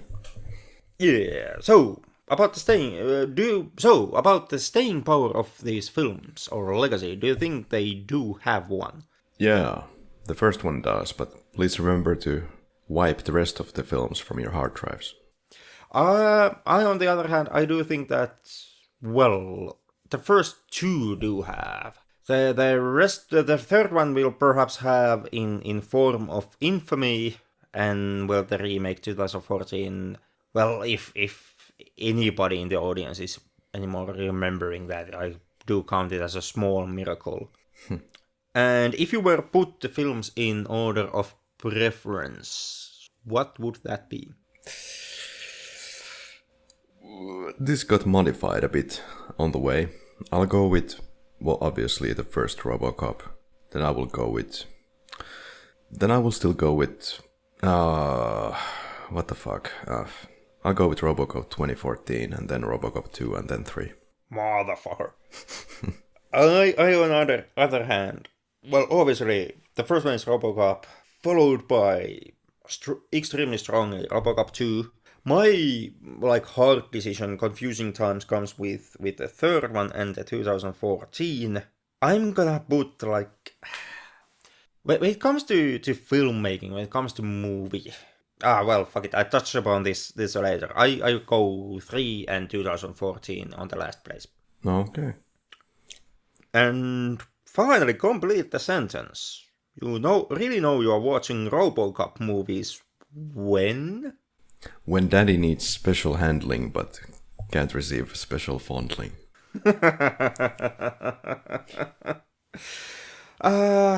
You really know you're watching Robocop movies when it's about criticizing capitalism. Well, it kinda is not. It's kinda about the existential crisis of your main character being turned into a robot. Oh, well, it kinda is not. It's kinda about the crime situation in Detroit. Well, it kinda is not because that already got solved. It's kinda about the Japanese expansionism. Well, about that, yeah. About right, yeah. About right. Well, okay, but to get into the hard-hitting questions of tonight, I'm already dreading to ask this, but did you like the films? Well, any film that is inspired even partly by The Incredible Melting Man, of course I love it. So, the first Robocop is a solid movie and definitely has rewatch quality. So, the first Robocop, yes. The rest, I would not recommend. No. Would you watch these again? Actually, I was supposed to answer that recommendation later, but would I watch these films again? Well, we can just skip into the recommendations. Because Right. I guess we are going to air all the dirty laundry in recommendations. Right. Well, I would say that I wouldn't watch these films necessarily again. Robocop, it's a film that I've seen a couple of times, and yeah, hey, but it's not the kind of film that I would necessarily be a fan of, that I would have a special connection with it. It's a great movie. It's nice to see once or twice, and I don't need to see any anymore. But would I recommend the films? Like I kind of said, only the first one. Watch the first one if you can spare the time. I, on the other hand, I do like the first two movies, and I strongly would recommend the first one. I do think that that's one type of an action masterpiece. I strongly connect and appreciate its messaging, its criticism.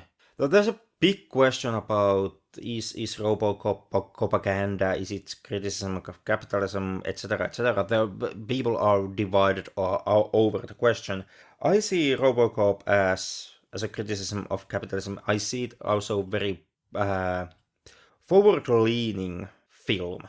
There's a lot that I like. I like how Lou is a strong female character without being a love interest. I like how she juxtaposes her with Murphy. They are so very similar. There is not that typical Hollywood man women divide. There is no that James Cameron warrior mom thing going on. They're just like two cops. I really did like that, and I think the violence is great. It's kind of like a Dempsey and Makepeace quality about this duo.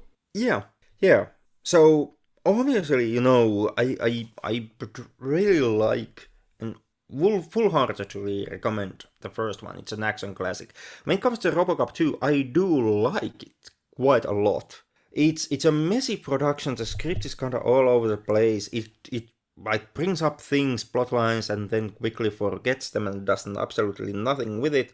And Frank Miller's politics really kind of at the times drive my gears, and Christ, just can't take it. But I still do like Robocop 2. I like the whole OCP trying to force Detroit into bankruptcy, and I like when it gets it's a nastier film than Robocop 1 when it comes to its treatment of OCP, and I kind of like that also. I like the whole get the best spin team we have, and I do think it's like once Robocop 2 the robot is introduced, it finally kind of gets into gear, and there's some good robot versus robot action.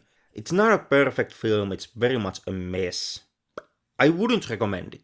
If you absolutely love the first film, then you can check out Robocop 2 too, but it's not an open recommendation, even though I personally like it, and I will watch it again, but no recommendation. Robocop 3 is a hot mess, absolutely, and I don't like it. I won't recommend it. I kind of give it half-hearted. Like it kind of has this. The films can kind of form this OCP plotline that carries over from the first film, the third film. If that's something that you definitely want to see, well then you can check out Robocop 3. It has the fall of OCP, but I like it's just not worth the effort to check it out. And 2014, this is where it gets complicated, because 2014, by all merits, is a better film than Robocop 3. It's better shot, it has better effects, it has better acting. It's very much like, it's very, like technically it's okay. It's averagely well made, and that's my problem with it. To me, even though I really did like the scientific side of Robocop, taking away his emotions and like talking about how we are going to do it and we are going to program his brain this way, etc., etc. I really did like that stuff, but I still think that Robocop 2014 is the most boring one of these. It's so basically run-of-the-mill average filmmaking. That's kind of the running word for 2014. It's average in every department, and because of that, it's Robocop 3 is worse as a movie.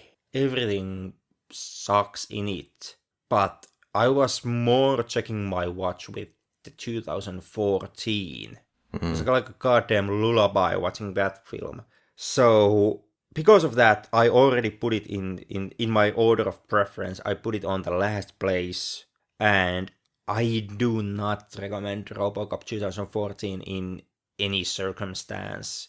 It doesn't even have like OCP plotline that you could follow like Robocop 3 would have, like the fall of OCP.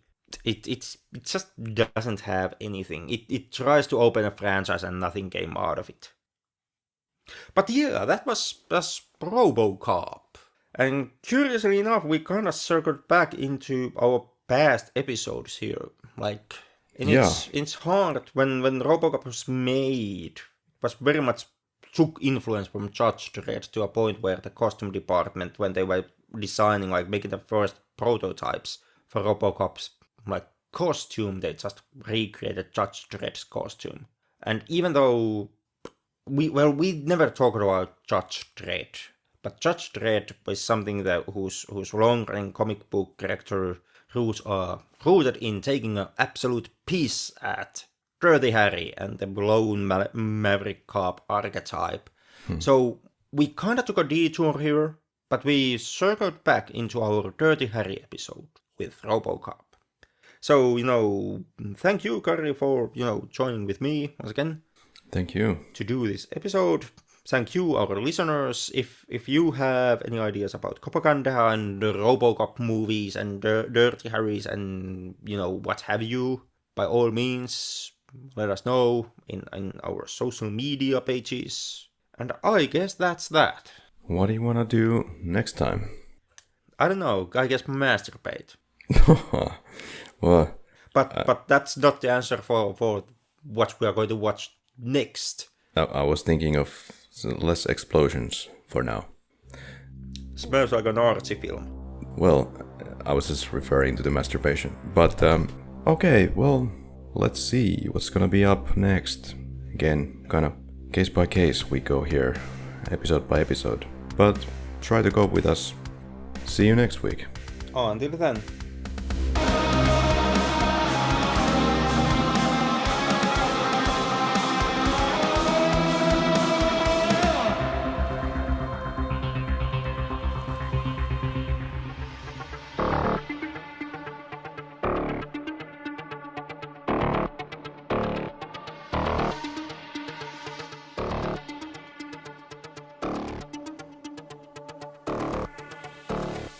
This is the guy I have to be every single day of my life. This is the guy I have to be every single day of my life. This is the guy I have to be. This is the guy I have to be every single day of my life. Really? Bad guy? Antagonist? Like a villain? And on top of that, this is the guy I have to be. Really? Bad guy? Antagonist? Like a villain? Bad guy? Antagonist? Bad guy? Every single day of my life. Every single day of my life. Really? Like a villain?